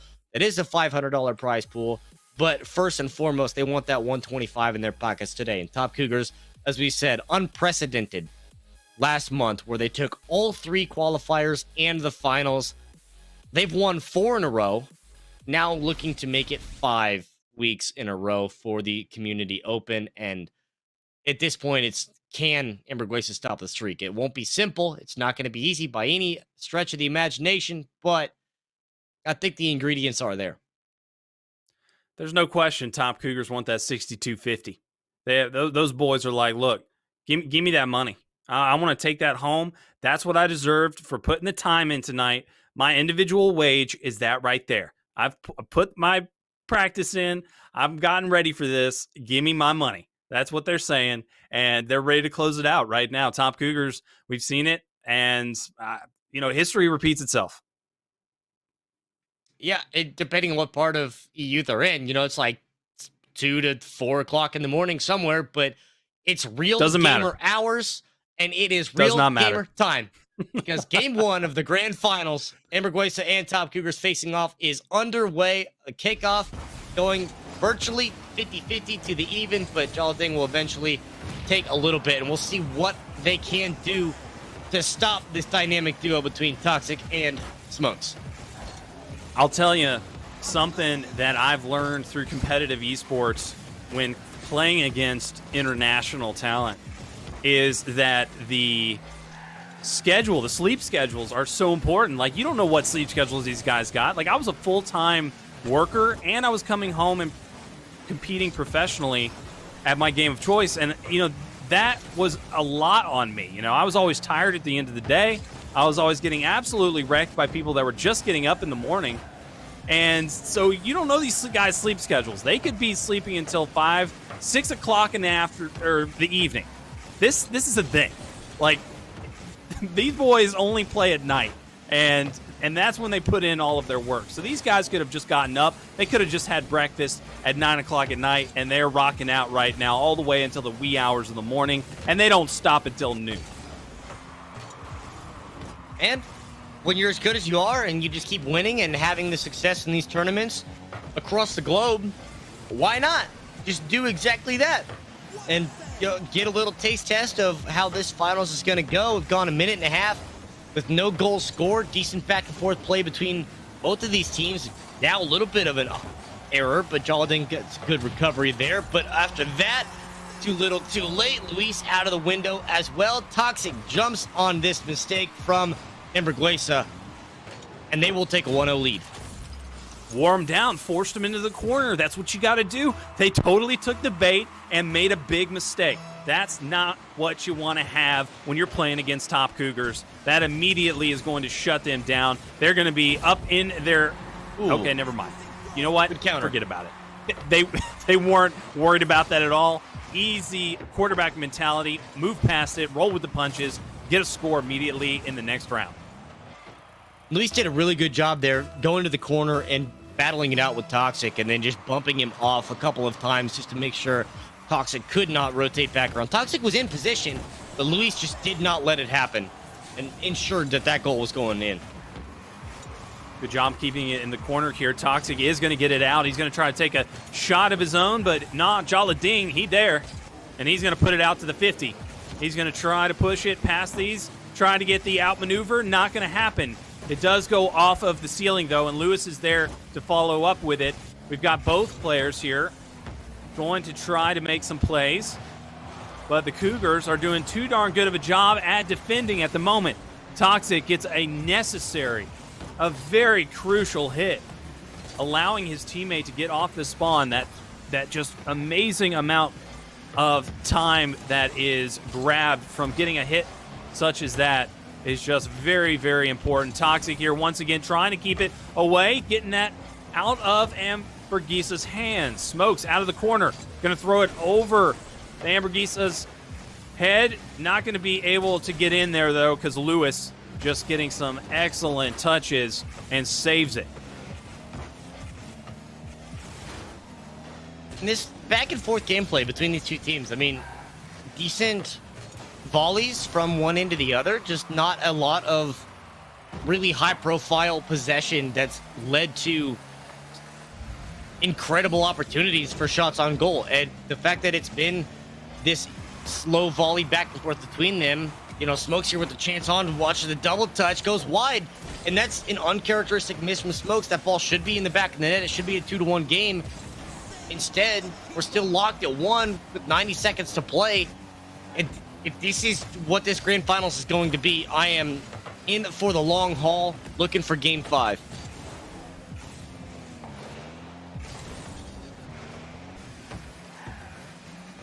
It could.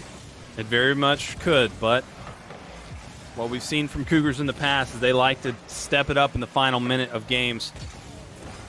And I think we're about to see that just here. Smokes with a big push here. Going to be putting it up. Waiting for his teammate to get the pass in. The shot in the top right of the net. Not going to be able to make it in. Toxic puts it up. Ready for his teammate once more. He's not going to be there. Jalading puts it for his teammate. Trying to drop that ball in. Not going to happen, though. The shot comes in onto the goal. Jalading able to get a big touch on it. Ooh. The shot, and he makes it it. Smokes with the last-minute shot to go up in game number 1. This is a best of 5, and it could not be any greater. We have gone so long in this game and only had 3 scores. Just excellent defense on both sides, on both teams, just playing outstanding. The demo onto Lewis. Toxic making an aggressive play here. Going to try to keep it on their side, but can't make any major mistakes. He gets the double touch. Not going to be able to put the shot in, though. Jalading, he's going to try to get one of his own here. This is a big moment. Lewis gets the next touch. The passes are coming in. They've got 20 seconds, more than enough time. They do get the defensive play, but he misses it. Never mind.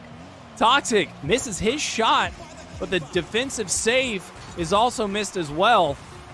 And some big errors are happening right now. Lewis, he's got time. He gets the pass in, and it goes in. Oh, the miss. Lewis puts it up. His teammate not able to make it happen. That is a heartbreaker. They were so close to almost get that tying goal. They immediately, all they had to do was exactly what they did. Just full throttle to the end of the field and try to get that ball into play. And if it wasn't the setup for the shot on, then you have your teammate there for in the middle to try to punch that ball across the line. On the other side, Smokes had a couple of opportunities that went a little wide and uncharacteristically and surprisingly so. Take a look at the replays to show just kind of how slow the game tempo really was, and what happened between all of these just possessions, the volleys back and forth. I mean, a 2-1 scoreline coming off a demo. You get the first one, the second one off of the defensive disruption out of the corner. And then after that, it's just one more that Smokes is able to make up for, because Smokes had a couple of chances where should have scored, instead makes up for it on that shot there. And Toxic even has one bounce off the crossbar not long after that, where it could be a 3-4, maybe 2 or 3 goals on the other side. Like, the offense is there, but the defense has really stepped up here between these two squads. Yeah, that is one of the biggest things, is that both of these teams don't let too many easy shots go in. We have seen some pretty unfortunate errors on both sides, but I think that's just because they know that they respect each other. They know the level of play that each other's at. So a lot of the times they'll get a little bit nervous at some of those shots, and it forces them into some situations they're not too used to. Maybe they're not used to practicing against players of this caliber on both sides. Honestly, like Cougars not being used to the challenge, and Amberguesa just not used to the champions. The guys that are just so darn dominant over this game. Like the Atlanta Opens, they've just been too good. They're the best. Blink, and you would have missed it. In the middle of a transition, Smokes is able to punch this in, able to beat the defense around. Oh my God! A couple of bounces back through. That's so unlucky. Get an early one. Yeah, that's so unlucky. F, because he got the in hit, the chat right? for that one. Yeah, he got the hit, and it was the right angle, and it just wasn't able to get out. Now we see Smokes. Great hit by Smokes, but both players from Top Cougars were there.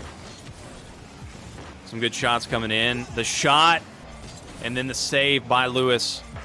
There we go. Some clutch saves coming in from both sides. Amberguesa doing the best they can. Trying to set this one up, but the defense too good by Smokes. Smokes is there. Toxic trying to fight for the ball in mid. Gets some help by Smokes. Smokes trying to get a push in. He doesn't have any help from his teammate, but he does have the boost here. That'll help him out to get into a better angle to maybe get a shot off, maybe a snipe from this position. Nope, not going to happen. Lewis Puts the shot up, and that is going to be it. What a pass. Jala Ding follows up, and that is the tie game. Excellent, excellent execution out of Amberguesa. It's a great 1-2-1 between Jala and Luis. I mean, just having the recognition that the ball's just getting popped up in the air, and Luis out of the corner, immediately able to jump up and meet it, and Jala recognizing that that's what's happening, is able to pre-jump as well. So they're in the air simultaneously and just set up a great 1-2 and right back to the 1. Jala Ding puts it up, and the Cougars said, okay. Toxic took it, made the shot. He's like, all right, I'll take it. Smokes makes a shot as well. They're getting back into their rhythm of just not letting up whatsoever. A little miscommunication there, not being synced up. Cougars almost had a really good shot attempt, but they put it right back into the corner again. They got the shot up. Oh, that was awesome. Amberguesa was able to pop it up over the Cougars, and that was excellent defense by them. Jala Ding's going to miss it. Oh, no. Jala Ding, the former June Atlanta champion. That was a big error. Yeah, unfortunate that you give that one up, but Jala Ding and Las Abuelitas, that 2v2 team that came through and interrupted the streak that Smokes was trying to put on. Smokes, obviously, the victor of May and July, so Jala Ding fills in the gap there for June. It's going to fill in the gap for the missing goal as well. Equalize us back to 2 goals apiece. So, as we said, the offense was there in game number 1. The defense was too stout to let this happen, though. Now we're starting to see that offense come through the defensive breakdowns. So what you're trying to tell me right now is that Jala Ding is the kryptonite to the Cougars Superman, to the great champion. He is that contender. He is that guy that steps up to him and says, not today. He's going to be the one trying to take them down here after winning their championship, after having the belt, sitting on the throne. Amberguesa trying to make something happen here. 2-2, 2.5 minutes remaining. Lewis going to just wait it out, looking what Jala Ding's going to do. He was right there, ready for it. But the outplay comes in from Top Cougars. They get some great shots in, but Lewis able to get it back over them and into their goal. He almost is able to get the double tap. Sets himself up for success. Lewis ready to get the defense off. It's back into their corner. Toxic trying to make something happen. But he's got full boost. Both members have full boost. Smokes. Toxic trying to do something here. Good defensive hit. But Amberguesa's there. Toxic trying to get this hit off. Puts the ball right into the hands of Cougars. Or I'm sorry, Toxic puts it right into the hands of the other team. Now we're seeing some fight in the corner. Jala Ding gets it out. And this is just a back and forth brawl. It's starting to get a little scrappy here, with the gameplay is kind of slowed down as well. I mean, just good bumps off and just not really letting either side maintain possession for an extended period of time to not let any fluidic setup really come through. And until something does happen of that variety, it's going to remain gridlocked here unless someone makes a mistake through.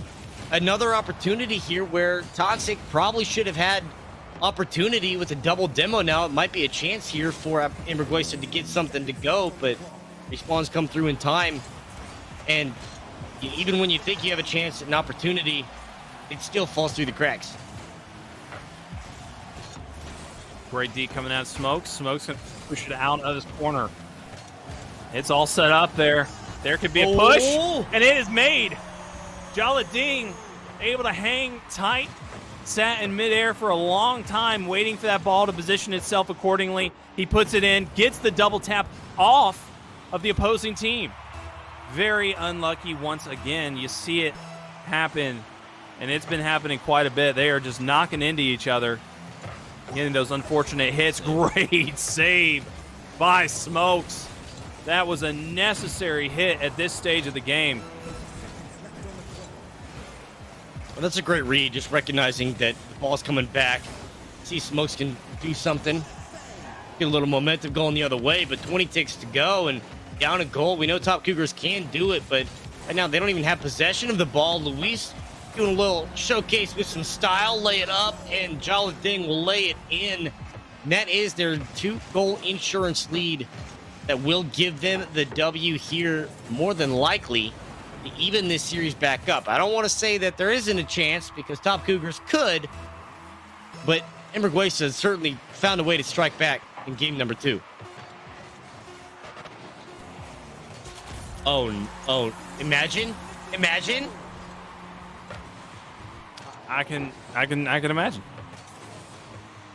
That's more than 2 seconds, Imagine. and that is enough time. So you're Imagine. saying there's a chance? There is a chance.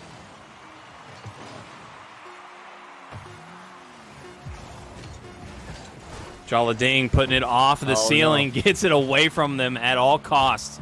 He said, do not let them do it. And here we go. They put it up, and they just can't put it down. There we have it. It goes to the floor, and we've got a tied best of 5, essentially resetting the series into a best of 3. Yeah, you thought we were done best of 3s. Nope, we're going to go to do one more. But with a 5-4 scoreline, 4-3, 5-4. I don't know, that was forever ago. That was like 30 seconds. My brain, no, not big. Keeping it 1 goal difference between them was kind of everything that Emberguesa really wanted to do, because we knew it's going to be a narrow margin. And if they're able to step up and take advantage of that margin, then they're going to be able to sneak away W's in this one like we just did. Take a look at how they did that in these replays powered by Microsoft ATL. And it was a really nitty-gritty fight back and forth where a lot of the shots and the goal scored, ricochet off of another car, but the team play between Jalading and Luis was ultimately what made the difference, because they would just set each other up for success, bully a defender out of the way, get a good center with that 1-2-1 that they had. I mean, this is the teamwork just really shone through on this team, on this game. Yeah. And I got to just talk about the defense. Like, the shots were good, but like you said, a lot of them were just ricocheting, bouncing off a lot of the times, or just not being contested whatsoever. It wasn't like the shots were so incredible. It was really all about the defense and how difficult it was. Like, how many times they had to shoot before being able to acquire a net. These teams are just on top of their game right now. These are looking really hot, and I think you were right with your prediction. I think we are going all the way down to the wire with game number 5. It's going to be a late one. Well, before we get to game number 5, get to game number 3 as we are underway here, closing seconds to get to the kickoff, and a 1-1 series between these two. Top Cougars defending champions from May and July. Jalading defending champion of June. And we'll see who is going to try to take the step forward here to beat the first team to get the first place prize of August. Jalading going to play this one slow, trying to outmaneuver the defenders. He does get around one of them. The other one's there, puts it in the corner, and the rotation comes in from Top Cougars. Jalading finally gets some help here by Lewis. Lewis trying to do what he can, puts it up, but the counter shot comes in, and there we go. It's stopped at the 50. The shot is made. The follow through only a second late, and then the snipe. The absolute accuracy from Toxic. And that's just take advantage of the situation. You have one defender of the other team in the back of your net. The other one, you just got to get the ball chipped up over the top. Send it long. Hope it's on target and there's no side spin to it. Exactly what they do, and they just punish. Smokes in the corner, trying to make it around the defenders. It gets popped up almost into the net. So close. They almost did the exact same thing that Top Cougars did to them. Smokes trying to put it off the wall and get it set up for a shot. He does just that. Gets the double tap. It almost goes in, but both players are able to save it. But Smokes is there, and he puts it in. 2-0 lead. And that's just a great start right there from Smokes to get both of the players to commit to that. Luis is out of the picture in the back of the net. Toxic is just bumping into him. And at that point, Smokes just has to rotate around fast enough. And was a point where it all started. Smokes had about 55 boost and was wondering if there's going to be enough boost there to complete that play, able to pick up at least one more pad there before having to rotate back around to make sure that they can and get this in. But the back and forth between these two, I mean, what else can you ask for in a grand finals? Yeah, both teams just looking red hot, like they want it more. Each time you turn around, they are making a better play. It's just ramping up right now. Like we said, the final form, they're starting to just change and adapt and read each other appropriately, starting to get in front of each other's plays, knowing exactly what they're going to do. And now it just comes down to who's going to be able to execute better. And that's what I'm talking about, Lewis. He's going to be able to get in front of that ball, gets it out of the corner. Toxic puts it in, but there's going to be no follow-up. Toxic just wanting to put it out there, get it set up, just in case Smokes wasn't playing it safe. Smokes did play it a little smart, though, because we've seen where they've suffered in the past with Ambergisa taking those long shots and making them. Not wanting to leave that goal open too long. Smokes, though, still on the defense. Toxic trying to make some aggressive play here. He's in attack mode, trying to stay on it, but he can't. Lewis going to get it out of the corner. Jaladine going to try to hit it, but there's the shot, and it's hit out. Oh, what a save by Lewis. Lewis, great job by him.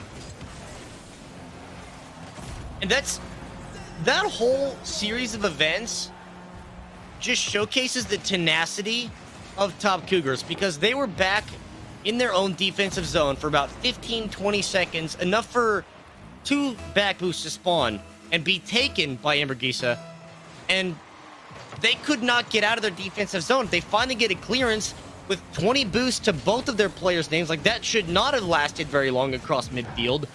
Instead, they not only managed to keep the ball over there, but also find a window of opportunity to get a shot on, score a goal, and get a 2-goal lead here.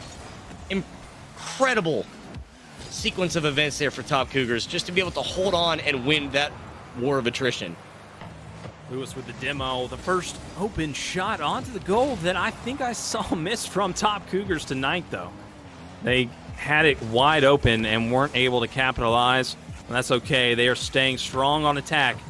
We've got Toxic putting it into the corner. Jalading immediately going to get it out. Got the demo coming in. And the defensive shot all the way down the field. Toxic going to hit it, get it out, and we're just back and forth. The ball going so fast.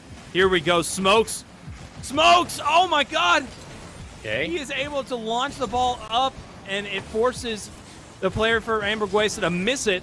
Jalading trying to get attack mode set up. He's at the 50. Not going to happen. Top Cougars are there. They get the shot, and that is a 4-1 for Top Cougars. And that is just kind of what I very briefly touched on at the very beginning of the show. Just being able to spread the field and really open things up and not getting all clumped up there in just a cluster, really. They took that ball a full reset all the way back from about the top edge of their defensive zone, and they went up, played it back, and then played it back again to the offensive front. So they basically went coast to coast. Well, they really didn't have to, but it spread the defense out enough. They created their own opportunities, and this game is all Top Cougars all the way. They have figured it out, and they're going to walk away with this one to put them on series point. Yeah, that is just dominance, and Cougars are finding out what Ambergüesa is all about. Like I said before, download it, get it into your head, adapt to their play style, play to your strengths, and boom, finish the deal. And that's what we're witnessing from Cougars. Looking too damn dominant, man. This is a really, really good game of Rocket League. You can take so much away from this. If Ambergüesa are out in the next one, they have a lot to learn. They can see what they did, what the mistakes were, what they could do better, as well as any of the teams today that didn't make it and play in the second qualifier. I mean, obviously, you're going to have some tough teams to fight against then, but maybe you'll get a better role. Maybe you'll get some, maybe an easier road to the top. Who knows? But always coming back for more is how you stay in that good mindset. Just never quitting, staying consistent, being just super, super on it with the practice and learning. And I just going back and watching these games, going back to the VOD on Skillshot on Xbox, watching it over and over, getting it into your head. That's really what's going to help these guys to succeed one day against this Top Cougars team. But Top Cougars right now just look like they're on top of the world and cannot be beat. I mean, once they are losing games, like we've seen, where they just got a game taken off them by Amberguisa, that was it. They stepped it up, and they look just like a completely different team. It's a different characteristics all around. They've switched up their strategies. They've made things more refined. They're not making as many errors, and they're ready to finish it right now for the big 125. Looking to see if they can walk away. Take a look at the replays from game number 3 to see how commanding it was here for Top Cougars to really start this one off. And it started with this long snipe with the defense just caught out. And then from there, it just began to waterfall and get into a point where there was nothing that Jalading and Luis could do to be able to claw back into this one. And being down into 2-1, like, Top Cougars look like a team that can't be beat. We know that they can because, well, Jalading and Lewis did it in game number 2, albeit in a very close fashion. But just watching what's going to happen between these two teams going into game number 4, if Top Cougars can continue this offensive presence that they really established here in game 3, then I think it's going to be all Top Cougars here for game 4. Well, we are having a host switch, so servers will go towards Amberguisa. Maybe that's what they need. They need to have that advantage. Sometimes people just play a lot more confident when they know that that's going in their favor. But here we go, getting it set up. Lewis getting the hit off, getting the save. We've had both members right off the bat in the first 10 seconds having shots on Amberguisa's goal. That's not the kind of statistics you want to see if you're a fan of Amberguisa. Just the Top Cougars unrelenting in their attack mode. And here we go, though. Jalading takes it. Ooh. He says, I don't care how much you stay on my goal. I'm just going to take it all the way down and put it right into yours. And they are up here in this must-win game number 4. Yeah, in 26 seconds in to be able to get the first goal. I mean, we saw them strike early, and that really helped their momentum in game number 2 and be able to build that up as they continue on. But Toxic, what a putback. The double tap off the wall to dunk it into the bottom left corner. That's what I'm talking about when I talk that these guys on Top Cougars, regardless of who, it's just these two, if they bring in the third as well with Kieran, individually, these players are incredibly talented. And they can do stuff like that. They don't have to, but they can. That was so damn smooth. He was right over the goal and put it in the net. But Jalading, he got upset. He was like, you know what? I'm not letting it happen. Luis put it up, able to get that assist. Just excellent movement out of him. And then the love tap, just able to put that in the rest of the way by Jalading. Jalading really hanging with the best of the best, the champions of ATLOpen. He is looking like he is not at all fearful of this squad. He is just making the plays he needs to and keeping his team in this one.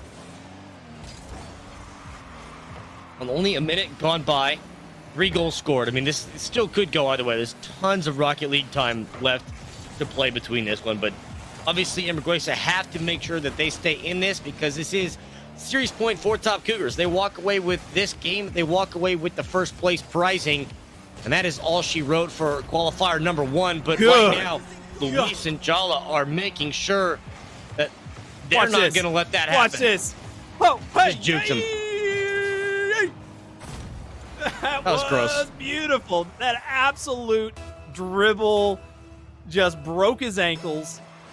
And now we're up 3-1 by Amberguisa. Fantastic execution. They are stepping their game up also. And it is beautiful. A shot by Lewis. The save. Toxic ready for the next one. Is able to get another save. Great play being had. This is excellent Rocket League. 2 goals insurance lead is a little bit of a comfort barrier, but also a little concerning because you don't want any complacency to kick in. Not that we've seen the teams do it to this point, but there is something of note. But Smokes there trying to make it down to 1. Jaladin gonna give that letter of denial right back the other way. I think they can put a counter together, but again, we have seen top Cougars. We've seen their tenacity. We've seen their ability to survive in a war of attrition. Even when you think you got them pinned backs against the wall, they'll find a way out. Pop up. Toxic ready for it. To hit off the wall. The setup. Toxic's not going to let it happen. Not today. He's got the boost. Oh, my God. What an amazing shot off the wall. His teammate, unfortunately, was not there. Maybe playing it a little safe just in case. Jalading rushing it all the way down the field. Getting set up. Trying to get a hit off. Ready for his teammate to maybe pop it. Not going to happen. 2 minutes remaining. Still plenty of time for Cougars to win the tournament right now. But Hamburguesa trying to get back into it with a tie. Lewis has got some boost to work with. Trying to wait for the setup. He sees it, and he shoots. He's going to get saved by Toxic. Toxic putting it out. He's putting it in the corner, and now they're making their move. They're trying to get a setup here off the wall. The shot goes in. Smokes. Excellent position. Able to follow that one through, and just look at that beautiful stick work. And it is a 3-2 game with plenty of time on the clock. Top Cougars looking to win the tournament right here, right now. Still got another goal to make up before we get to that point, but watching what they've been doing, we know that they are certainly capable of very quickly striking. We know Hamburguesa can do just the same as well. Both of these defenses are so good, and their offenses are so dynamic that at any given moment, they could make a play that could break this game wide open. But with time ticking, eventually there is a concern for top Cougars is how much time is not enough time. And for top Cougars, we know down to about 4 seconds, they could at any given time strike. But once you hit that 4-second threshold, it might be too late. Toxic pops it up in the corner. That's going to be a hit. The shot not going to be made. Good defense from Cougars. Lewis going to pop it back towards the 50. No chance. Jalading, though, he's there. He gets it out. Makes a shot on the goal. That could do it. Okay. Hey, 4-2 with this much remaining. I think that's a game 5. Certainly looking that way. Certainly cannot count top Cougars out just yet. We've seen surprises before, but Hamburguesa, when they needed to, have really stepped up here. Jalading and Luis playing incredible team play to put themselves in an advantageous position to take this to a game 5. 30 seconds, though, and the bumps have started to come out. Toxic is taking advantage of that. They are getting down and dirty on the top Cougar side to push this defense out of the way and open the door for Toxic. 2 major misses by both of the members of Hamburguesa, Jalading and Lewis, not able to make it happen. I think there was a little bit of blocking maneuvers happening on the Cougars side. They were able to get those defenders out of the way. The shot comes in. It is beautiful in the top left corner, but Lewis's block is even better. And here we go. Jalading trying to get it out. He gets it over. Smokes almost puts it in. They were going for the finish. Jalading, he's getting ready for the shot. He puts it in, and that is going to do it. Seals the deal. He's got the killer mentality. Taking it to game number 5. And the demo, just to make sure that it is going in, there's no chance at all. Obviously, top Cougars got a little hyper-aggressive once they got to these later stages in the last 15-20 seconds, trying to get an equalizer, but too little too late. Instead, they give up one more opportunity to Hamburguesa to give them another goal, to give them another game. And forget the best of 5, forget the best of 3. It's a best of 1. Just this one shot, one opportunity. Will they crack? Will Cougars be able to keep it together? And will Hamburguesa be able to step up You know, this is a big opportunity for them. Jolly Ding's already proven it once that he's able to take down the Titans and steal the belt. So let's see it again. We'll see it again, indeed. Let's see the replays again. Matter of fact, to take a look at how they got away with Game Force victory powered by Microsoft ATL. And it all started with an impressive aerial carry from Jolly Ding to be able to get the one. And then it was just back and forth. Toxic, a phenomenal put back on the dunk to keep it in the bottom left corner away from the defense. And then after that, it was just good team play, cohesiveness, and that move by Luis to break the axles on the defense. No chance at all. Making a statement to give them the go-ahead. And then after that, it was just Cougars playing catch-up. And unfortunately, they never could. When you know that you're playing against a team that is historically better, that they've had more success, they have bigger accolades, they just have performed exceptionally well in the past, none of that really matters. It's all about your mentality going into the matchup. It's all about whether you can show them the respect that they deserve or if you're just going to disrespect them. And honestly, you got to show no fear and just absolutely zero respect. You've got to go for those shots. You got to make sure that you are playing as aggressive as possible and just be as dominant of a team as you can against this great championship team. 3 months in a row of championships between these two teams, and it all comes down to Game 5, where Luis, 3 seconds in, has already scored a goal.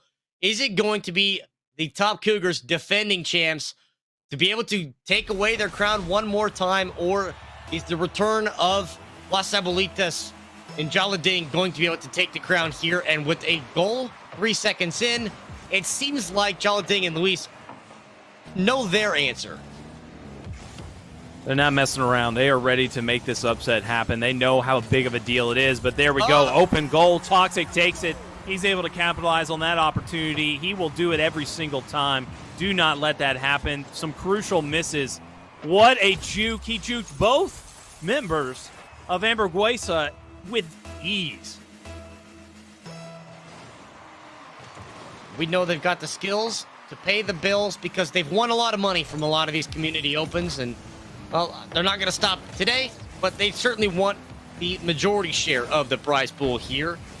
First two teams are the only two that get paid out. The third place team does get a ticket to the grand finals, but Luis here, they're scrapping and clawing, saying that they want the majority share of prize. And of course, to put in perspective, Smokes and Toxic last month took first place all 4 weeks. So now, with a 4-week streak on the line, Hamburguesa here certainly looking to play spoiler. Great hang time. See Louis P. trying to make a play. Puts it in. Gets it over the defender. And they've got a 3-1 lead. Now at this point in the game, you've got a lot left on the clock. You want to make sure that you are keeping it going. Just not letting up. Get all the way to 7. Get all the way to 10 if you need to. End this right here. Don't let Cougars have any room to breathe. Stay all over it. And that's what Luis is doing. He gets it past the first defender. Jolly Ding, he's going to be there to try to help out. Smartly goes back for the boost and the defense. And what an opening 60 seconds of Game 5, where we get 4 goals. This is like what it was 4 minutes into the game for a majority of this series. Instead, we get it in the first 60 seconds. Like, these two teams know it is all on the line. They're not leaving anything on the field here tonight. They absolutely want this Game 5 victory. What a save. Oh, what a shot. That was a great shot. It was at the very tippity top. Toxic was forced to get right up under the ceiling of the net, and he was able to get it out. And that was just tremendous on both sides of the ball by both teams. 3-1 lead, though. This is just a really comfortable spot for Hamburguesa to be in, but they can't let up. Like I said before, they've got to keep going. Smokes, Toxic, trying to push it back. They can't. They just can't. Hamburguesa's there, getting it past the 50. Here comes a shot. Lewis is ready for it. He's got the boost. He can't get it around the second defender, though. That would have been devastating for top Cougars if he was able to get it around. Oh, the ball's in front, and there we go. Lewis puts it in. 4-1 lead over our champions. Yeah, Smokes just tried to get back, but unfortunately got tangled up with Lewis there at midfield. And you know, a little bit of a scrap there, even in the offensive zone where they were trying to set up a rotation to come back around to get a shot on, and a little bit of an overcommit. And you start to see the potential desperation, the potential recognition of how dire this situation is for Top Cougars, because they are breaking down in all aspects. And Amberguesa, particularly Luis, who has now single-handedly scored 5 goals, has put this team up. He is in a killer mode right now. The mentality is kill, kill, kill. He has not stopped going. Here goes the shot. Okay. Oh, my God. The defense was not there. Smokes. He's able to get this one off. What an angle. Beautiful double tap. Triple tap, sorry. And then the tap from Lewis putting it in. So Lewis has put his stamp on all of the scores this game. Doing a great job at not letting up. But, hey, this definitely could happen for Top Cougars. They could make this happen, no problemo. I got to see more out of Amberguesa right now. They've been doing great, but they got to keep it going. Toxic, he's flying in. He puts it off the wall. Not going to be able to follow through, though. Doubles back. Ooh. But the save from Lewis. Lewis on both sides of the ball. He's everywhere. He is absolutely doing it all. Yeah, good initial setup from Cougars, just couldn't get the follow, and Toxic loses possession in the air. I mean, like, they are close to being able to break this ice and mount this comeback, but it is a long uphill drive that they have to get through. And ball on that side of the field, plus with the demo, dangerous situation that won't follow through too much. But I mean, Top Cougars, like, they have the setup there now with the potential 2-on-1, and they just miss. And that's another chance that should be a goal scored, should be 5-3, but the miscues just keep coming. No boost for Jalading. He had an opportunity there, wasn't able to capitalize. Toxic going to try to put this one in. He's got it up. Not going to be able to get anything going. He does get ready for the defense. Excellent position by him. Sets it up for his teammate, but Jalading once again is there for the defense. The shots all day going in, and oh my God, Jalading came alive. He is in this one. He just got the first one on the board, and he is ready to end it. 1 minute and 20 seconds before we determine who has that $125. And the way that it's going to be Jalading and Luis. And both these teams have punched their ticket to the grand finals into the month, but this one is about pride and about making a statement that Smokes and Toxic can be beat. Amberguesa, of course, are defending champions from the month of June, looking to start out strong here, but Smokes going to try to keep their name in this game as they get one more. Good control on the other side by Toxic to take both defenders out of the equation. Smoke sneaks that one in. Toxic there for the surefire, but 65 seconds and 3 goals is feasible, but they got to act quick. Yeah, it's a here and now situation. Three goals in less than a minute. It's a really tough feat, but if anybody could do it, it could be this squad, but they're not making anything happen. No progress so far. One hit comes in. Nada. We do get a block, though. A crucial block. That's going to put them in a very, very good position here to make a tie happen. That was an exceptional block that we just saw. Oh, yeah. Being able to mitigate any defensive disruption on that attack, being able to keep that snuck in, and only about 20-25 seconds tick off the clock there. That demo is going to make sure this attack's a little slower, but it certainly started out strong, but unfortunately a little bit of wasted time now following that demo that is making this even more difficult. Oh my God. Toxic came screaming in. Good Lord. And they're not letting it go. The ball's still been down on this side. If they score within the next 10 seconds, there is a chance. Imagine. Uh-oh. It is not looking good for the imagination by any means. Single-digit timer on the countdown. Jalading wins the 50 to send that up over the top. It's not going to go, but Luis is going to put it with a kiss of the backspin. A 7-4 score. Amberguesa going to take this. The GG's in the chat.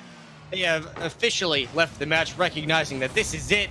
And Amberguesa crowned the qualifier #1 victors, took it a full 5 games, trading back and forth, but they win game 4, they win game 5, and they win $125 of the first place prizing, $50 to the top Cougars, who have their streak broken. As mentioned, they won qualifiers 1, 2, and 3 last month and the grand finals. Now a second place disappointing runner-up finish. I mean, how dare you only get second place? But after a storied success that you've had, anything other than first is unfortunately subpar. Yeah, crucial errors there by the top Cougars. We saw that Jala Ding, he was just that guy, right? He was that man that was able to make it happen when he needed to the most earlier in the earlier games. But then in this final game, it was Lewis. Lewis just took it over, and it was just a fantastic performance. Sometimes you just see those guys come to life when they need to the most, and it's unexpected. And that was just absolutely beautiful. Yeah, really was able to step this one up. These highlights all powered by Microsoft ATL all night long and showcasing this Lewis highlight reel, mostly until about the last half of the game where we started to see signs of life from Smokes and Toxic, but eventually they would be able to put them down and get this game done and over with. The 7-4 was the final score line here, but being able to congratulate Amberguesa for getting their first spot to lock into the grand finals towards the end of the month. And just a great way to do this with a statement over the defending champions from last month and really set the tone and set the pacing here for the rest of the community pool. And you can take a look at how we're going to go down the road because this is the community open. So we now know our defending champions can be beat. And if you did not have any success doing it this week, you can try again next week. Qualifier #2 is on the 12th, same time, same place, same prize pool. You can visit that site right there to register. And of course, 2v2s in Rocket League, you are allowed to have a substitute. So if you have a third that, maybe your #2 is not reliable, you can always have a #3 as a backup plan. Well, that was an incredible day of Rocket League. I mean, I didn't expect much from the first round. You never do. You never know what's going to happen. But we got 2 back-to-backs that were just amazing right out of the gate. And it was just an incredible day, incredible night. We saw a huge upset. Couldn't have been better. Loved every second. Can't wait for more. And of course, more will be coming. As we said, next week qualifier, same time, same place. Thank you so much to Alex, Knight, Erwin for joining me here tonight. Trevor, Caribou, McNeil. That has been the end of the conclusion. Congratulations again to Amberguesa for taking this W. Shout out to everybody here on the Skillshot channel, as well as all of you watching on the Xbox channel. You can give us all a follow at Skillshot Media, at Nighty Nights with the K, the silent K, at Confused Caribou. Thank you so much to our team behind the scenes for putting on a phenomenal show. Same time, same place next week. We'll see you there.